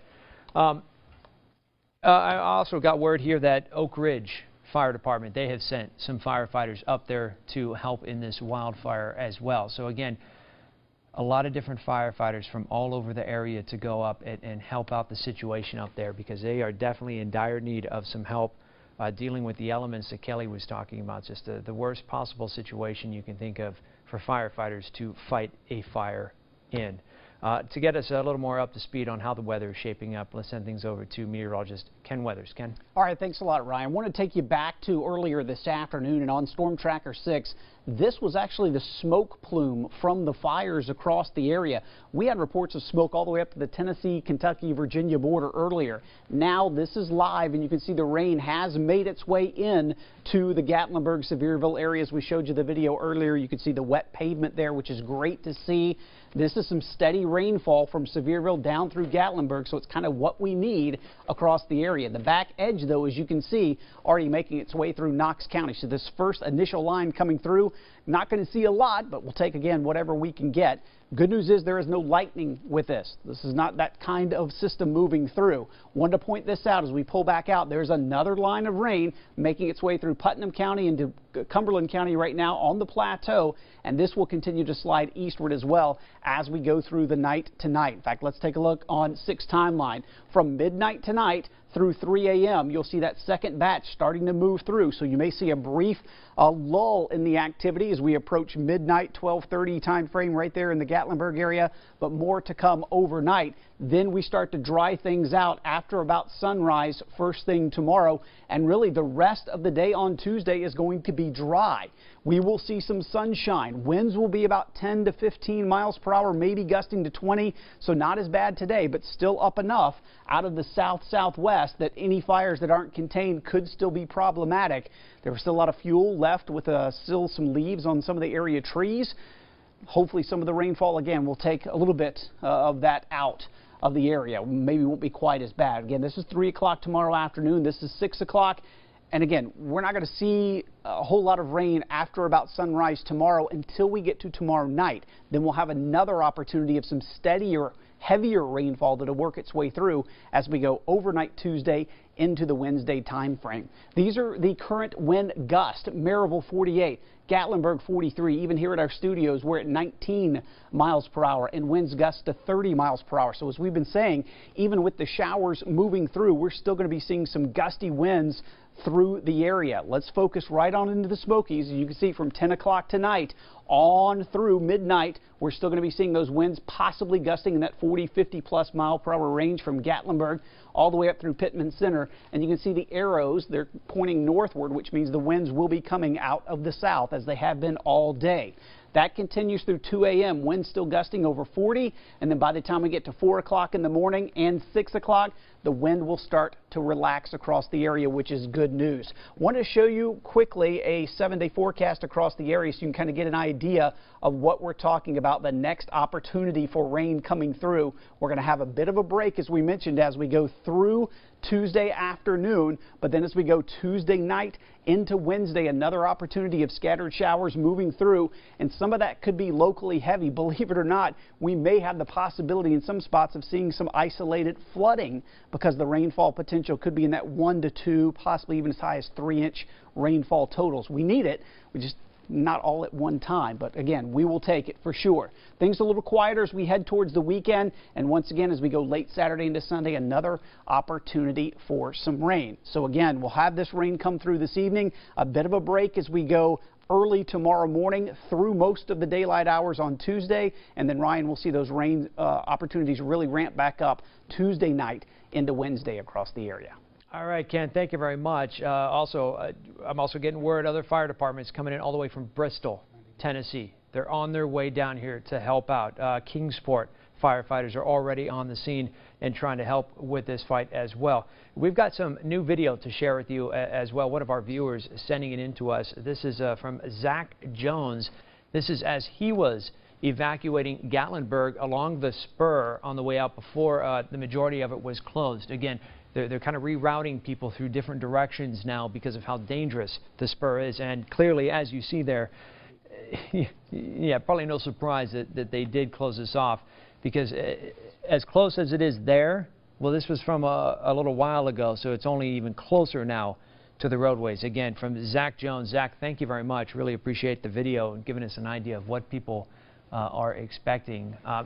So we're going to send things out to Kristen Farley. You know, Kristen, the question I have with the rain and the smoke coming in together, is that just making things kind of just a gooey mess out there? Is it worse, or is it a little better when you breathe? Well, right now where we're standing, the smoke is actually worse. I don't know if the rain as it continues to fall is going to help that at this point, but I'm going to back out of the way to show you this development here. We have some of the first responders out here on the scene who have now put on clean air masks. You see the gentleman there in the center who has one of those masks on. We've seen another gentleman a little bit further down. Not sure if you can see it in the darkness here, but it has gotten to the point where it is affecting people's breathing on the scene. We're seeing a lot more masks pop up. Also, another major development, what you're looking at is 416. The direction heading away from the camera is going towards Gatlinburg. The direction coming our way is coming out of Gatlinburg. We are now seeing traffic flowing a little bit more smoothly here. We've just been told that one of the big concerns earlier tonight was the number of power poles and tree limbs down across 416. That is why traffic was not moving so much here heading into the Gatlinburg area, obviously stopping people because of the fires as well. But now they're saying that the roadway has been cleared. They are letting some local traffic through, so that is providing some relief out here for people who want to get to their properties, who possibly want to check on pets or get some belongings before they end up in a permanent location tonight. But again, traffic along here moving smoothly. Again, back over here is Upper Middle Creek Road, and that is the area where earlier tonight, and very quickly, this long line of cars, probably several miles long, was quickly moved out of this area. All other traffic was halted because there were fires burning on either side of the road, just out of our eye shot, if you will, around the corner. But all of those cars have been moved, and now this roadway, there's no vehicles coming on either direction down Upper Middle Creek right now. We can still hear sirens in the background. We know the rain is helping a little bit to some degree as they're letting traffic move a little bit more freely in the area. But again, the smoke, Ryan, is still very, very, very heavy here in the air despite the rain that's falling. All right, Kristen, thank you for the update there. And just want to update people at home as well for the kids when it comes to school tomorrow. Greene County schools, Cocke County schools, and Sevier County schools. As of right now, those 3 counties do not have school tomorrow, and it's because of the wildfires and the smoke that the firefighters are dealing with up there. We'll, of course, let you know if that extends into an extra day or if any other counties are involved in this as well. Also, there are new evacuation shelters that have opened to accommodate for everybody exiting Gatlinburg. That is the Gatlinburg Community Center and also the Rocky Top Sports World that Kelly had brought up. Those two new places have opened as well. So 3 counties of schools with no school tomorrow: Sevier, Cocke, and Greene County. And then here are the other shelters that are open. And again, added to the list is the Gatlinburg Community Center and the Rocky Top Sports World. So right now we're going to send things back over to our meteorologists who have been tracking both our air quality, the smoke, the weather out there, and of course what's been very detrimental in all of this is the gusts of wind. We'll send things over to Chief Meteorologist Matt Hinken there in the Storm Center. Matt, what do you got? Thank you, Ryan. I wanted to clarify this from the folks at over Gatlinburg. They've actually moved their camera, so it's a different perspective than we're used to seeing. It's now pointing down the mountain across the parking lot, across the main parking lot, and into downtown Gatlinburg. But the power's been out for about an hour. Last time they had power was about 9:52, and you can see some fire on the horizon up here at the top. So. Folks at Ober Gatlinburg, thank you for that information, and that ought to be a nice view once we get the camera and get the daylight to be able to see what's going on. But unfortunately, we have looks like clusters of fire over on the other side of the mountains. Hard to tell which way the fire is moving, but it's a mess across parts of Sevier County, obviously in the Gatlinburg area, most likely. Okay, let's put this into motion. We'll give you an idea for those of you that are just tuning in. We've been on the air for about the last hour and a half as these wildfires really broke out. And the big problem that we had now, obviously, not only the fires, but the wind that had been fanning them. This is now a look at the Ripley's Aquarium at the Smokies. We had a great vantage point of what was going on in Gatlinburg until the wind knocked this camera out. So this image is about an hour old, or maybe even longer. This is the front of Ripley's Aquarium of the Smokies down here in the corner. And if you go behind Ripley's up that hill, there's a big hill, big mountain up behind Ripley's Aquarium of the Smokies, and that's where those fires were about an hour ago. So that gives you a pretty good perspective that the hill outside Ripley's Aquarium has quite a significant fire on it, if it's still present. The other thing that we've seen improved here over the last little bit is that our Storm Tracker 6 is able to eject the plumes of smoke, but also rain coming through the area. Now, this rain is here now, and those of you in Sevier County especially, don't panic. This is not it. We've got some more behind it. But this is the plume of smoke. Here comes the rain. Very light rain now, but at least it's a steady rain, and it's moving off to the east, and it's raining where it needs to rain. Knox County is basically dry right now, but we have another band of rain coming back from the north and west, and this is the second batch of rain. So if you haven't had a good soaking rain, I know most everybody's had at least some rain. It hasn't been a whole lot, but anytime you get higher humidity, that slows the fire, the progression of the fire. There's the first batch of rain, down 75 a break, and here comes the second batch of rain on the plateau. It appears that second batch of rain is trying to weaken a little bit, but we want to hold it together down into the valley and over toward the mountains where we can get an additional rainfall. And then we've talked about another batch of rain due in the area tomorrow night. But in the short term, this is where we can plan our forecast for the possibility of rain. Now, as we go through early tomorrow morning, still 3 o'clock, we're still seeing some rain. Most of the rain from Knoxville to the east. This would be 3 o'clock. This is 7 o'clock. Those counties that are being affected by these fires won't be in school tomorrow, but everybody else should be in good shape, and roads are going to be wet from overnight rain. And temperatures in the 50s. This is 7 o'clock Tuesday morning, so we're headed into your Tuesday morning. And then we go toward noontime. Now we're in the mid-60s, and we got a dry day, so there'll be a lot to clean up and examine some of the fires and do what you need to do to get cleaned up and everything figured out as far as what's going on tonight, because there's not much we can do in the under darkness except for just find shelter and pray, and hopefully they'll get through this pretty quick. Now, here comes another batch of clouds. This is tomorrow night at 6 p.m. That will roll in. It shouldn't have as strong a winds tomorrow night, but we are expecting some wind. So we're not going to say it's going to be calm, but the best chance for rain comes Tuesday night into early Wednesday, and that'll move on through. So 33 mile an hour wind gust to Maryville, 51 mile an hour wind gust, 23 in Hartford. Wouldn't be surprised if the sensor got knocked out here with the wind gusts that are coming to our direction. And there's still some gusty winds up on the northwest edge of the plateau, but those will settle down. This is the main concern over the next, coming up on 11 o'clock, 2 or 3 hours. 2 or 3 hours of the gust of wind, and they should start to settle down just a little bit, and that's the good news there. So this will gradually settle down as we go into early tomorrow morning. This is 4 o'clock, and by the time you head out the door in the morning, hopefully the winds have settled down. So we're going to continue to monitor the situation and get you a complete update starting right now on WATE 6 on Your Side News at 11.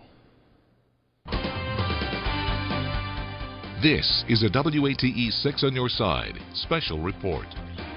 Well, good evening, everybody. I'm Ryan O'Donnell. We've got breaking news we have been following for the past 3 hours now here. Gatlinburg fire officials saying downtown Gatlinburg is being evacuated right now for wildfires. Officials urging people to exit using Highway 321. Pigeon Forge residents and guests located in the areas between traffic light 8 and the spur are under mandatory evacuation. We're going to send things right now over to WATE 6 on Your Side reporter Kelly Rinke with the latest. And Kelly, you can see the fires burning right behind you. Ryan, this is really the first time that we're actually seeing flames, because when I got here to Gatlinburg earlier, it was just a blanket of smoke over this city. You could not see any flames, but now that it is night, you are definitely seeing that red glow. I'll just tell you a little bit about where we are. We're on Highway 321 right outside of Gatlinburg, past Pittman Center. We were on our way to Cosby. The reason is because where we were hanging out in Gatlinburg, we actually had to be evacuated. Some of those flames were starting to come very close to us. I'm hanging around this parking lot talking to some very concerned homeowners, having a lot of families come up to me asking me if they have any update on this fire. We've seen a lot of fire crews come through this neighborhood, and earlier today when I was speaking to some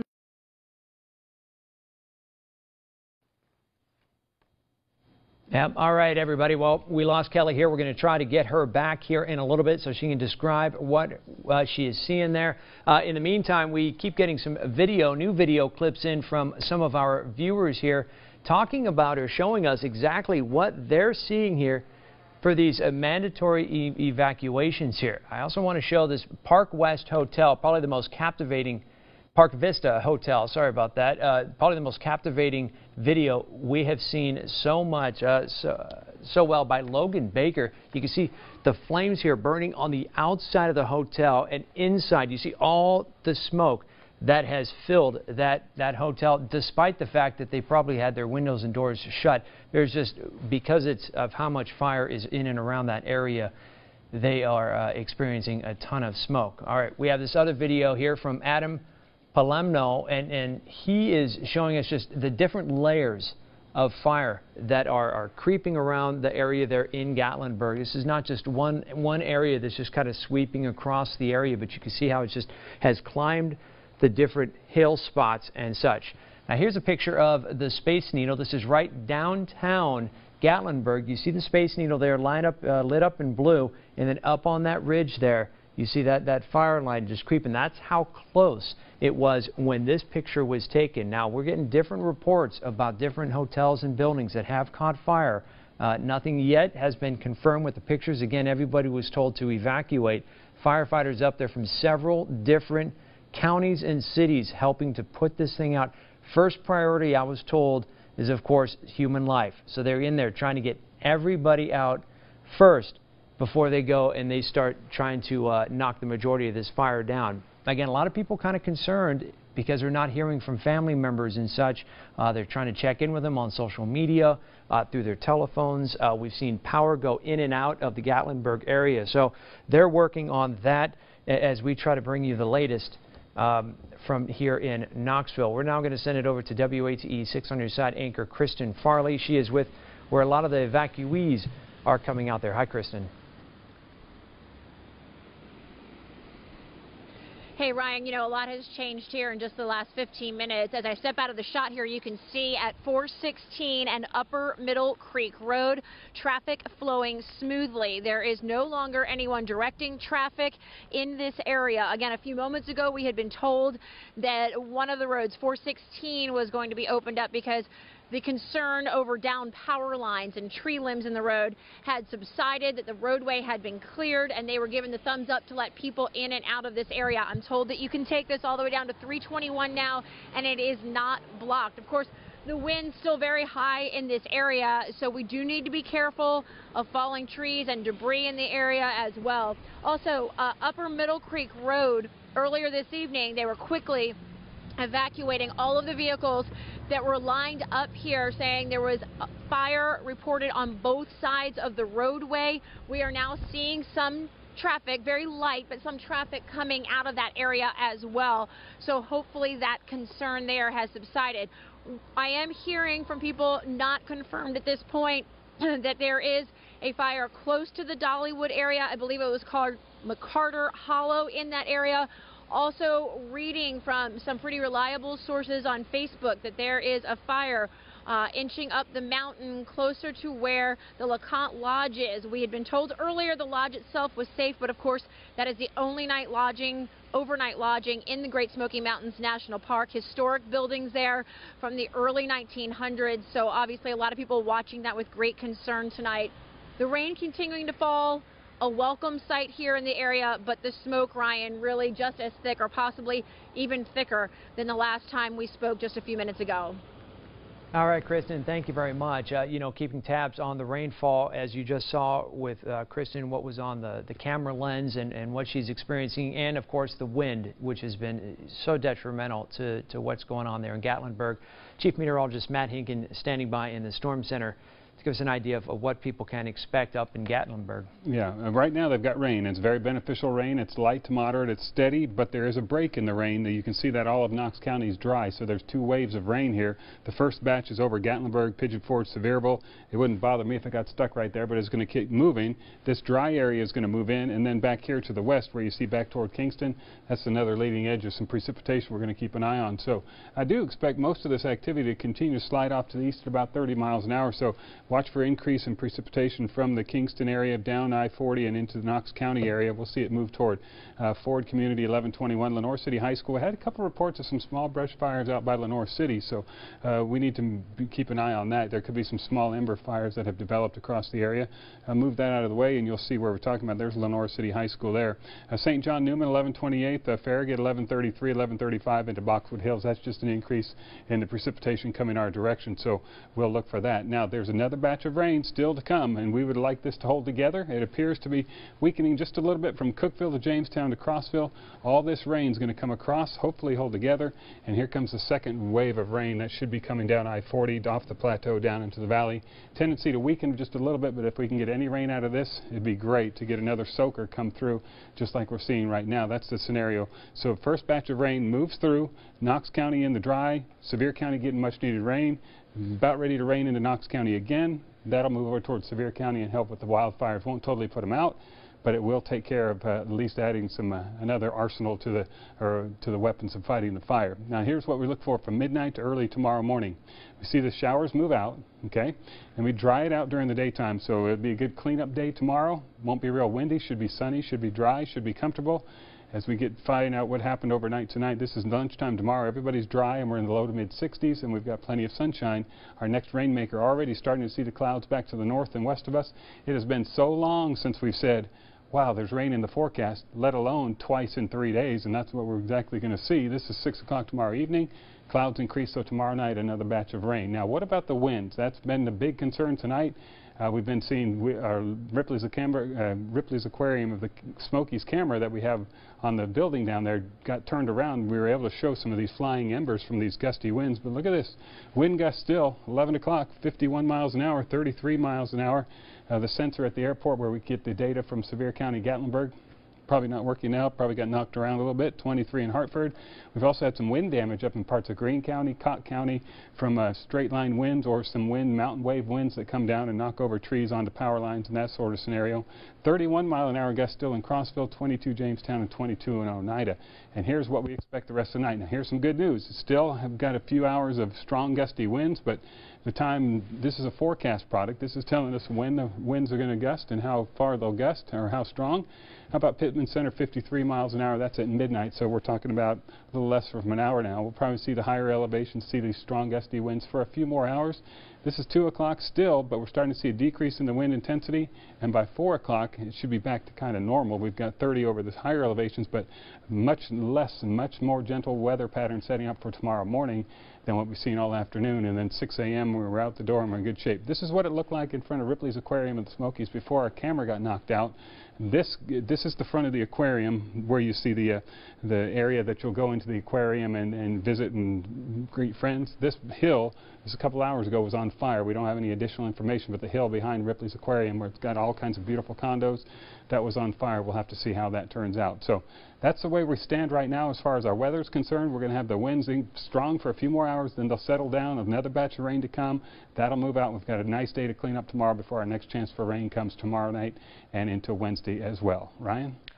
All right, Matt, thank you very much. Let's talk about some of the other areas that are under mandatory evacuations. We're just getting word Tellico Plains, under parts of Tellico Plains, under mandatory evacuations of Von Nor. Downtown Gatlinburg, as we've been talking about, areas along the spur, the Great Smoky Mountain National Park. Now, if you see embers and smell smoke, it's best just to leave. That is the message we're getting from all emergency personnel there. Now, if you need to shelter, these places are open. We've got where the LeConte Center, Pigeon Forge, the Pigeon Forge Community Center, Liberty Baptist Church in Wares Valley, Rocky Top Sports World, and the Gatlinburg Community Center. All of those places are available and have food, drinks, and a place for you to stay if you have been forced out of your home there in Gatlinburg or the Gatlinburg area. Now, we also want to talk about some of the schools that are closed tomorrow. So far, we have heard Sevier, Cocke County, Greene County, those three counties, all the schools are closed because of the wildfires. Now, we're going to go and talk to Dean Fleener. Dean Fleener. Dean, at some point tonight, I'm going to get that right for you. He is with TEMA tonight, and he joins us just to kind of fill us in on what's going on from the state's response to Gatlinburg. How you doing? Nice to talk to you again. Hi, thank you. I appreciate you having me back on. The first thing I would like to do is remind everyone in Sevier County to please stay off of their mobile devices unless they're going to make an emergency call. We're seeing the mobile phone systems being severely taxed, and we're trying to get that kind of calmed down and settled down so it is open so that people can make emergency calls and that responders are able to coordinate through the mobile networks that they have. We're activated at the State Emergency Operations Center in Nashville. We have a number of state agencies and state partners who are coordinating resources that are either in the field in Sevier County or on their way to Sevier County. We've been working with the Fire Mutual Aid Network to bring in fire apparatus and fire trucks. We're working with the Tennessee Department of Transportation to help with clearing roads. Tennessee Highway Patrol is also helping with road closures, evacuations, traffic control. We've got the Tennessee Department of Health who is coordinating ambulance resources and medical teams from other parts of the state to come in and assist. So there's a lot of activity here in Nashville, a lot of us coordinating and doing what we need to do to be sure we're helping those on the ground protect lives and save property. You know, Dean, one of the things that a lot of people run into is they don't want to leave their home. You know, this is their home, their memories and such, and they don't want to leave until truly the last second out there. In your experience, what do you tell people who just want to hang in there? We understand that. I mean, we understand that. What I would tell people is that, you know, you're not just putting your life in danger. You're putting the life in danger of someone who might have to come to get you if you can't get out. So when you wait until the last minute, you might not be able to leave. And then someone, a first responder, somebody may have to come and get you, and it puts their life in danger as well. So we would just ask people to think about that also. And we certainly understand and are sympathetic to people who don't want to leave their homes. I know it's hard to see everything go up, but it's not worth your life. And it's not worth the life of somebody else who's trying to come and help you. Now, what should people expect when your crews come into town here? Well, what we'll have is a lot of coordination with putting out the fires, the fire apparatus that will come in. There's also going to be assistance with clearing debris in the aftermath of this and clearing debris during so that the fire apparatus can get to where they are going to need to be to put the fires out. You know, I'm looking at a big band of green rain on our map here, so I hope that There is some relief that comes in the form of rain tonight. I know there's another system coming in just a day or so, and hopefully that brings some more relief. But I know it's a very dangerous situation. We would just ask people to observe what local authorities tell them to do, take care of their lives, and if they're told to get out, they need to get out. You know, Dean, over in East Tennessee here, you got a lot of people with big hearts who just want to come in and help out in any shape or form. And I'm sure you get a lot of emails, phone calls, questions about how can they help you out. Aside from the cell phone thing, is there anything that people can be doing at home or getting together, you know, water, something like that, just to help contribute to battling this wildfire? Well, in the coming days after this, there will be a lot of resources and a lot of information put out about how people can help. You know, right now, you know, we would just ask people that if you're not in a dangerous situation, just to hang tight and stay where you are, so you don't get in a dangerous situation yourself. If you're in an area that's been ordered to evacuate, please make plans to get out and evacuate. But especially if you're in a safe place, just stay there and don't do anything. All right, Dean, thank you very much. With TEMA here, a crew. Oh, real quick, Dean, any idea what time your crew is supposed to show up and start helping out? I think there are some that are already there and others that are on their way. Yes, All sir. Right. Fantastic. Well, we really appreciate it. All right, thank you. All right, Dean, thank you very much. And then, you know, we're just getting word here that earlier tonight, 19 cabins at the Dollywood Smoky Mountain cabins have been evacuated.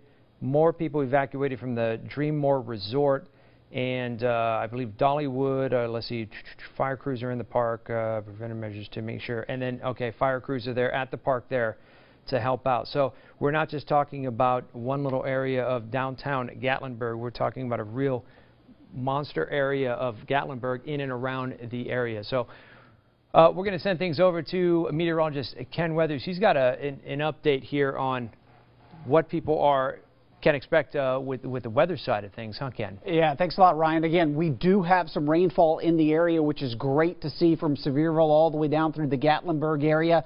What we're most likely seeing here, this is rain, probably mixed with some of the smoke from the fire. That's why it looks a little brighter here on the yellow side.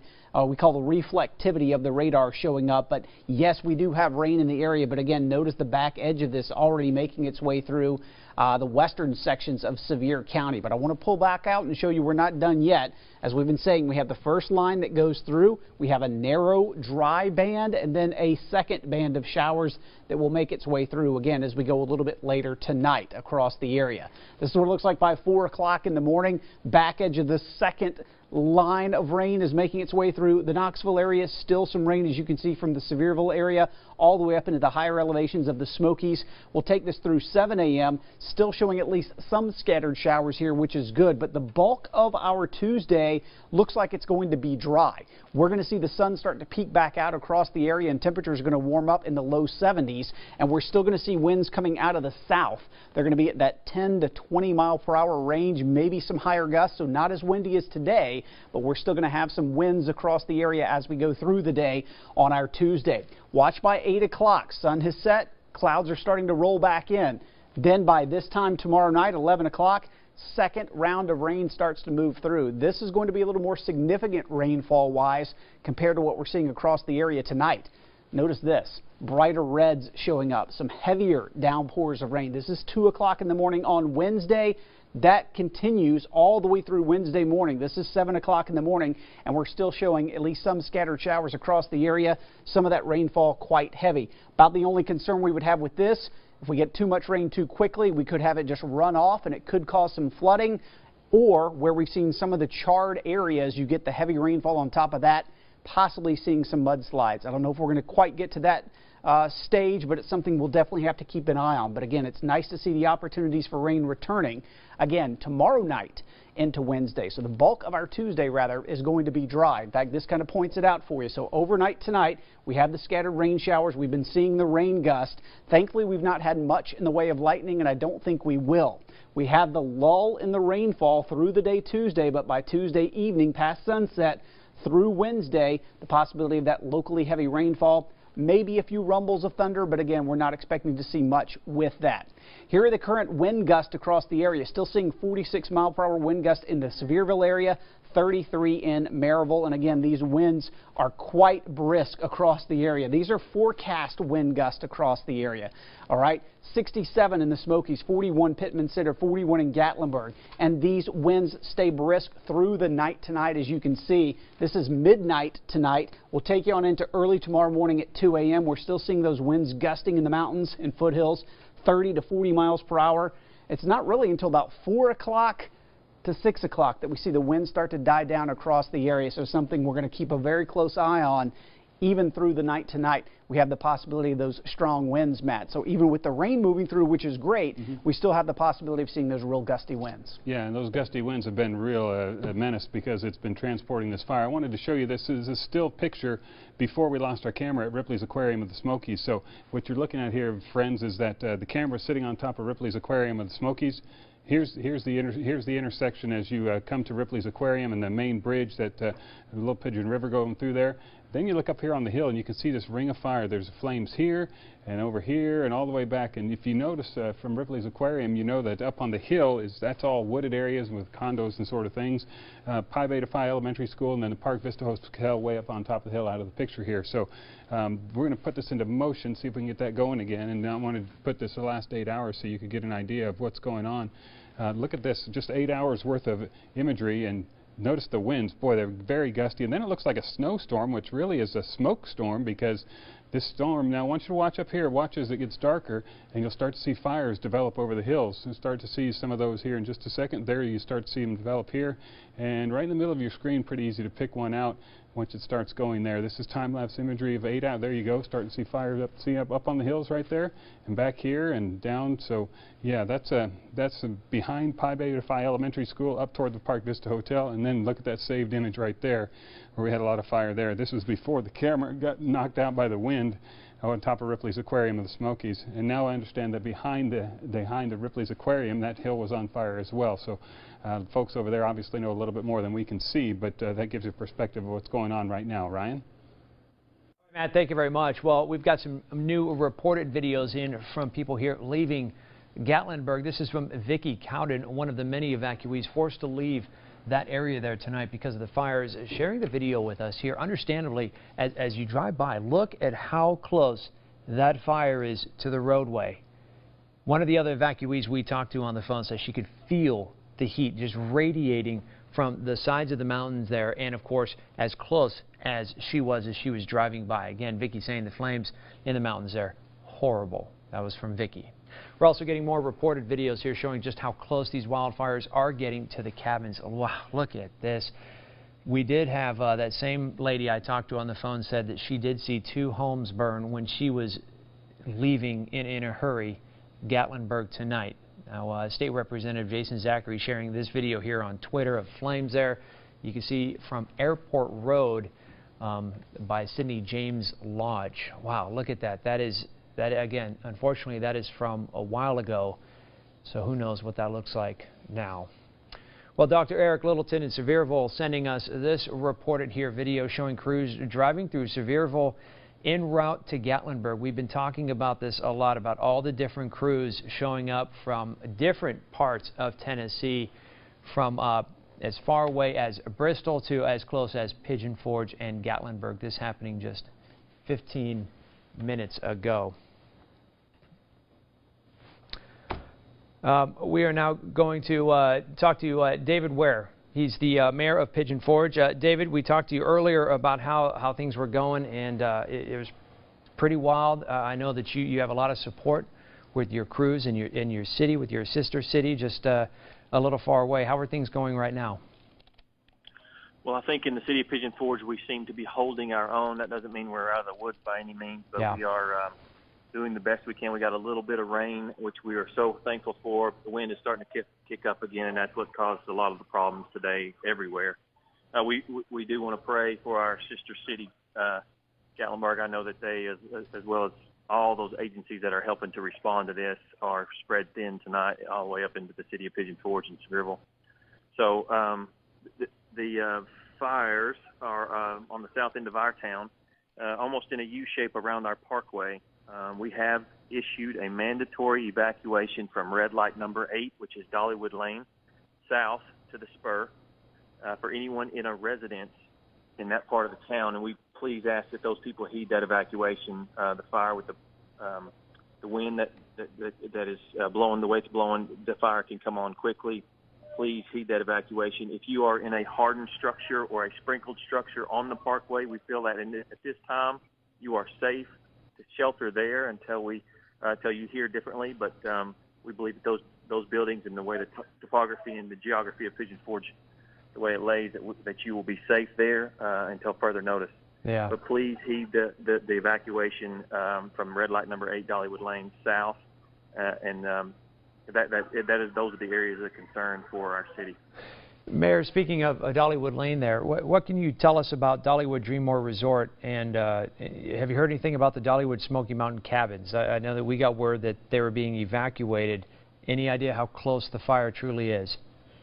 Yeah, there was fire there. I'm not saying that. I don't know of any reports of structural damage or if any of the cabins were caught on fire. I'm sure that they were evacuated. That part of our area was it's just outside the city limits. The cabins are, and I know that the fire was coming that way earlier, and that's one of the areas that we were concerned with. Also close to the park itself, and there's been some fire assets deployed there to help with that.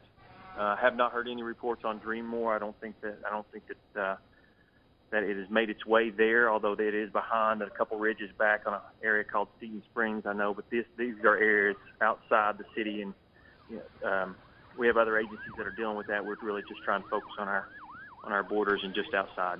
You know, I can just assume how difficult this must be for you, because you want to go and help Gatlinburg, but at the same time you can't release all your resources in case something were to start creeping upon your own city.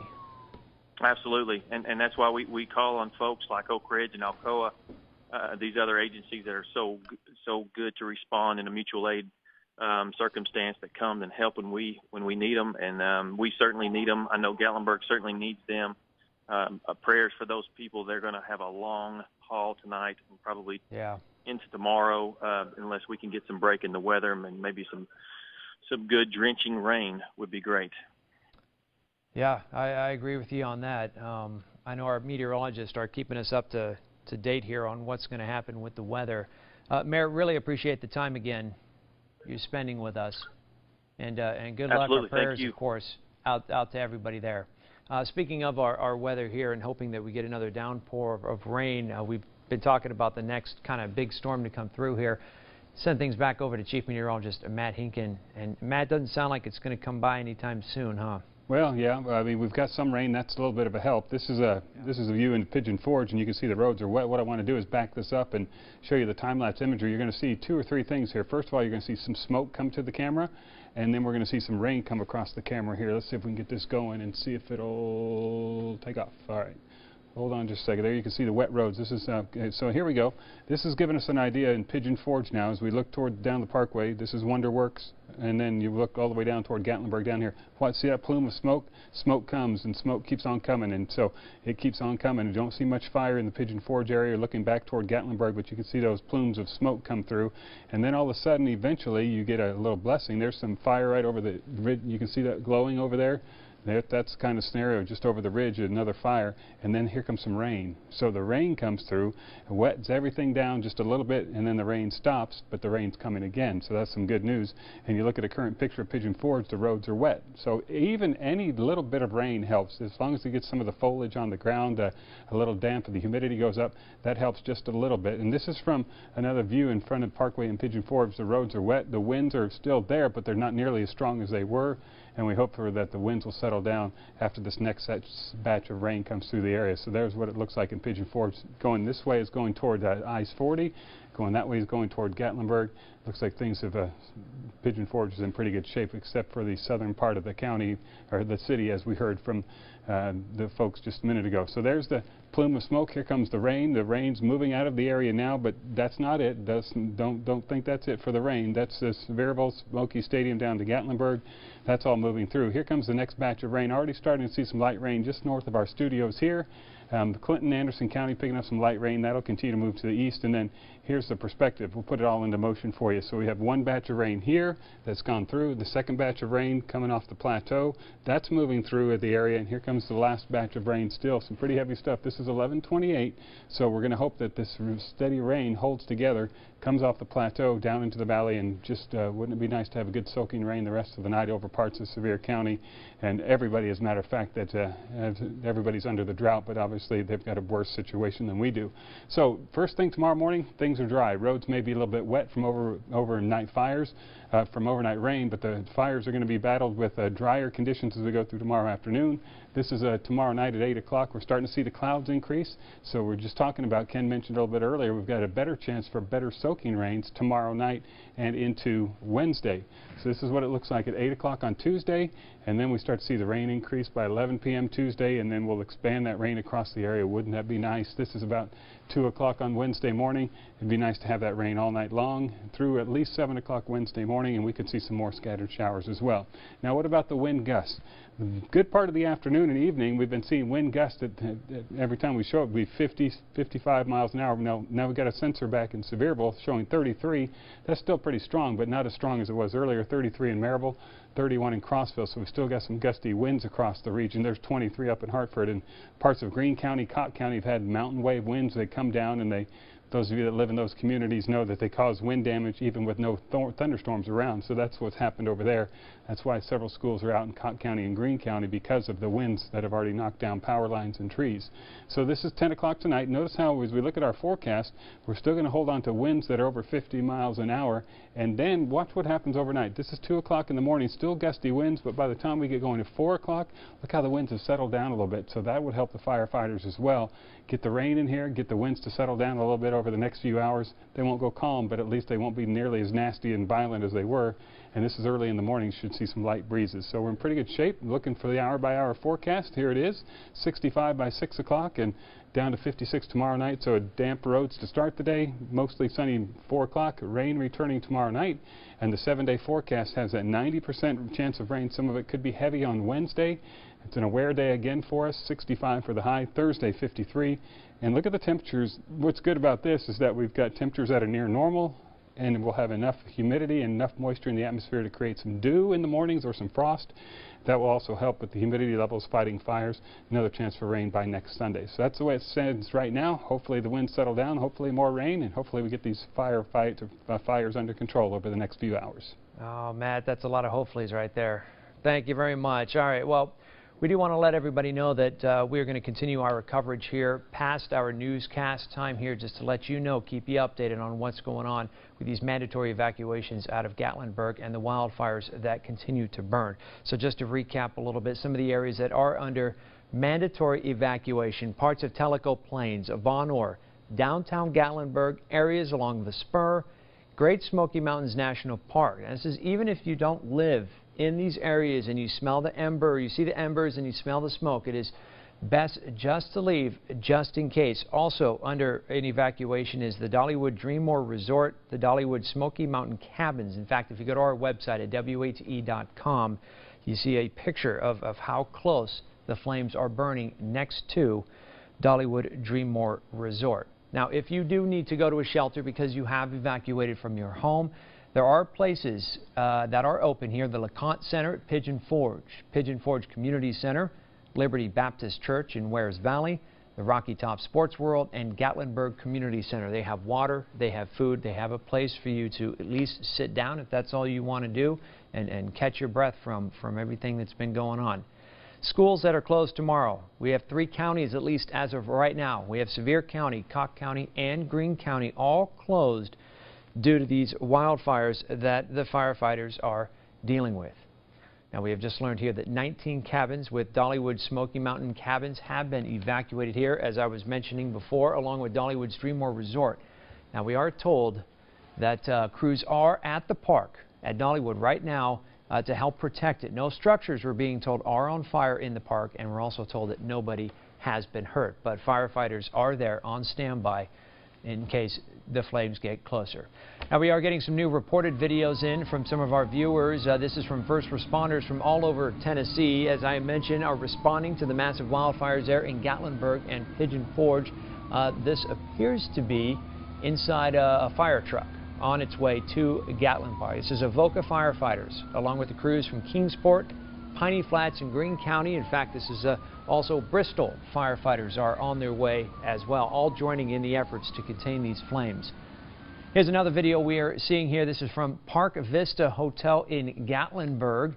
Actually, no, this is a different view of a bunch of emergency responders. Oh, this is Park Vista Hotel here. We're going to see another video from Park Vista Hotel as well, but this one here is from Logan Baker. He's taken this from the lobby. Now, this is the one I was actually thinking about here at Park Vista Hotel. The incredible flames you can see from the outside. This is the only thing we have actually received yet from Park Vista Hotel. With the fire being that close, we have not been able to confirm if it actually reached the building, is on fire, or anything like that quite yet. So we're still checking to see what kind of news we can get. This is Adam Palminos sending us this video here. He's the sous chef there at the Park Vista Hotel. He posted this just a few hours ago. But here's another reported video from Gatlinburg along Reagan Drive. You see the different layers of fire burning there in the hills. This is 3 hours ago. Kelly Oglewolf showing us the flames here as she was evacuating, saying it was an extremely scary situation. No doubt about that. Well, this reported video here is from Nick McKinney showing us the flames in downtown Gatlinburg. The blue lines you see right there from the Space Needle. You can see the fire along the mountain ridge there. We're just right on the backside. See how close that is getting.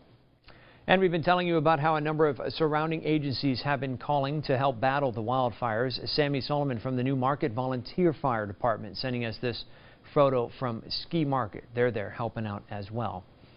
This video is from Vicki Cowden, one of many evacuees forced to leave the Gatlinburg area tonight because of the fires. Now, as she drives along here, take a look at how close this fire is along the roadway. Understandably, a very scary situation here as she creeps along and more than likely feels that heat. We had another evacuee tell us that they could feel the heat as they were driving by the flames that close to the roadway there.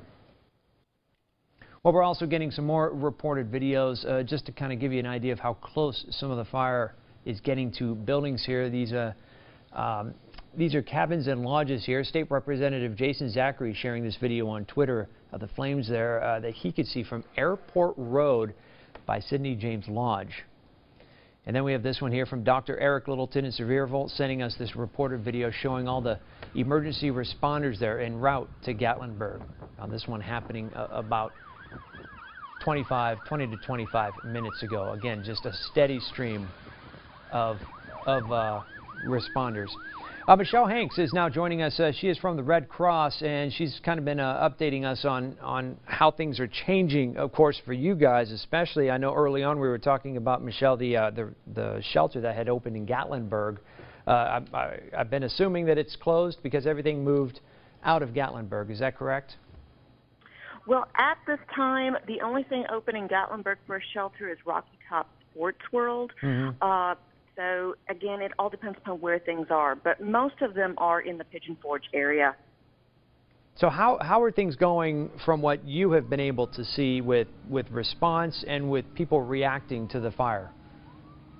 Well, I am seeing some panic, and so I would really encourage people to stay calm, listen to the instructions from the authorities who say evacuate, do follow all the instructions.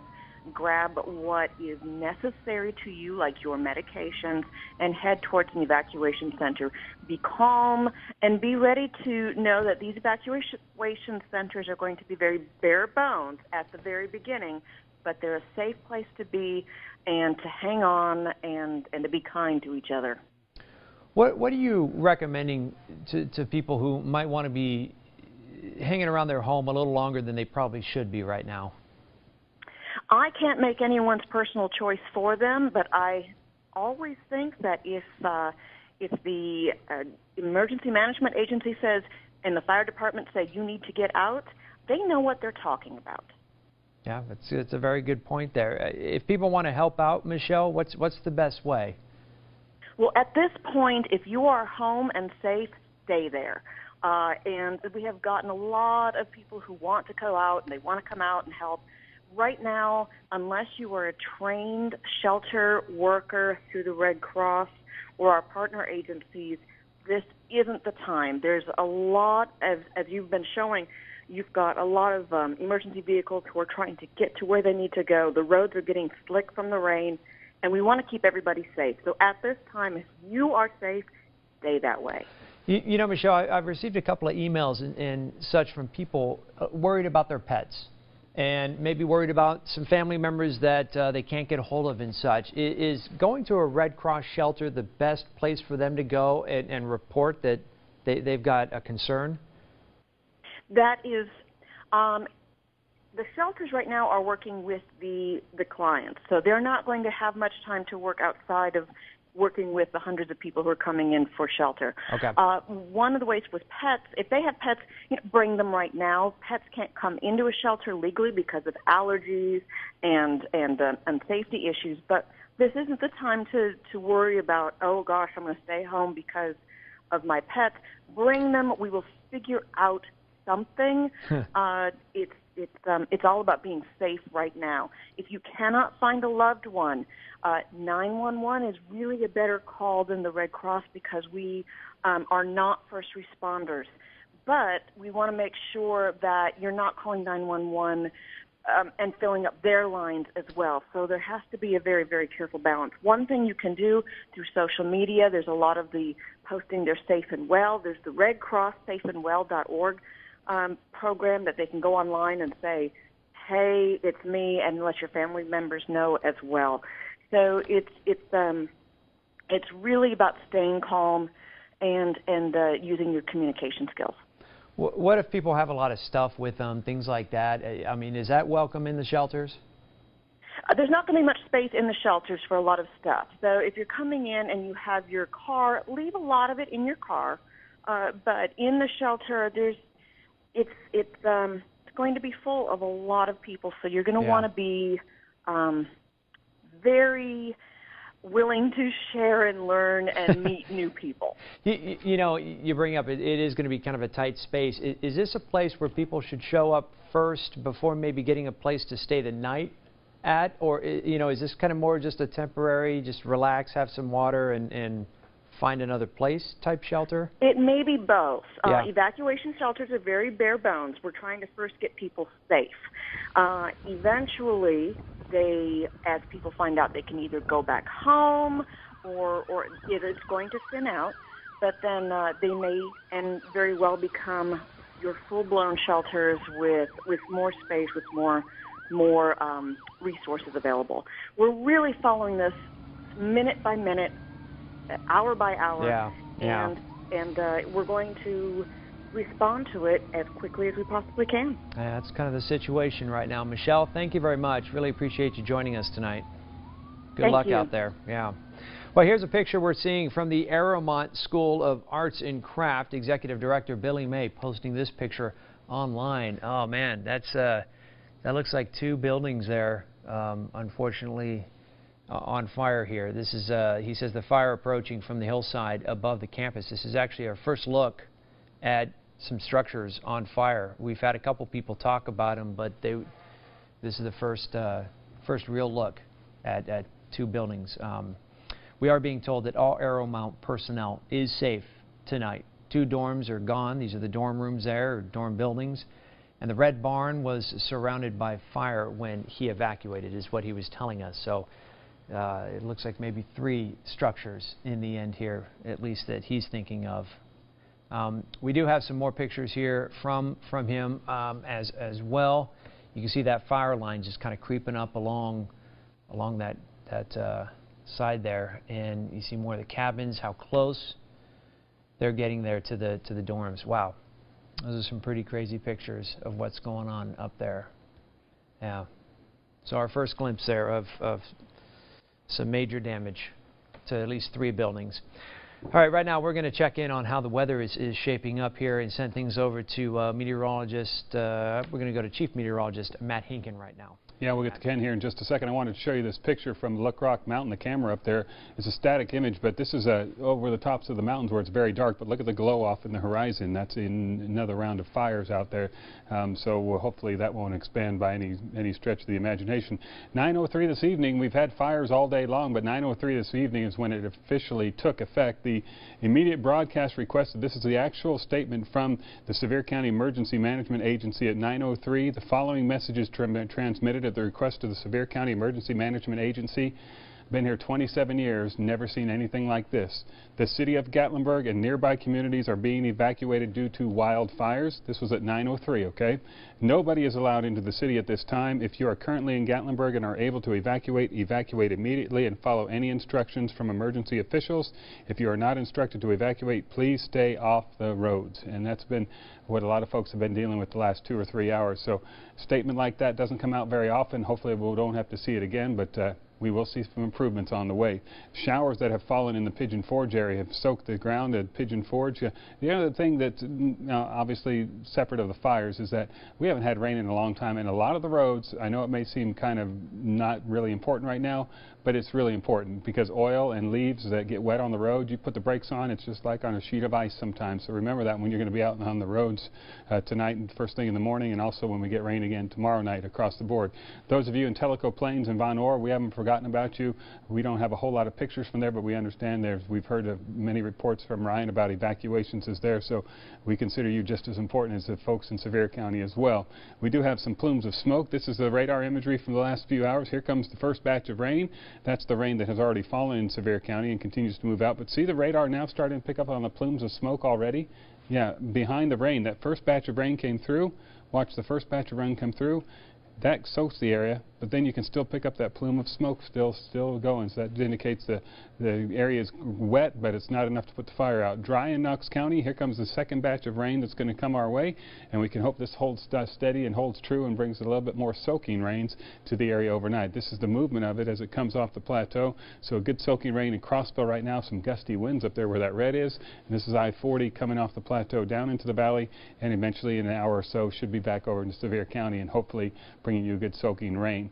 We are expecting it to be dry during the day tomorrow, so any cleanup and any of those things that have to be done after a night like this should have good weather to do that. We're in the mid-30s for the afternoon, and then we start to bring the clouds in. And here comes the second batch of rain. This is for 11 o'clock tomorrow night, so this is about 24 hours from now. Another soaking rain coming into the area for Tuesday night into Wednesday, and hopefully we'll get a good soaker as far as that's concerned. Now, many of you have had non-fire related wind damage to your communities and your areas. We've had wind gusts at the top of the 28 now at Sevierville, 33 in Maryville, 18 here at our studios. So the winds have settled down quite a bit compared to what it was earlier. Still some gusty winds over the mountains, and things are going to improve as far as that's concerned. This is our latest forecast now as we take you through overnight into tomorrow morning. Notice the timeline going across here. By early tomorrow morning, we expect those winds to be settled down so the cleanup can begin and can be done in earnest tomorrow morning, starting with dry conditions as well. But we've had several reports of wind damage, non-fire related wind damage, and non-thunderstorm related wind damage. Meteorologist Ken Weathers back with us on Storm Tracker, and you've got some interesting features there to show us. Yeah, Matt, we have seen the winds that have been pretty gusty, you know, across the area throughout the afternoon today. We've got a couple of storm reports that have come in from the Weather Service here. And basically, if you look, the ones right through here, these are going to be wind damage reports, non-thunderstorm.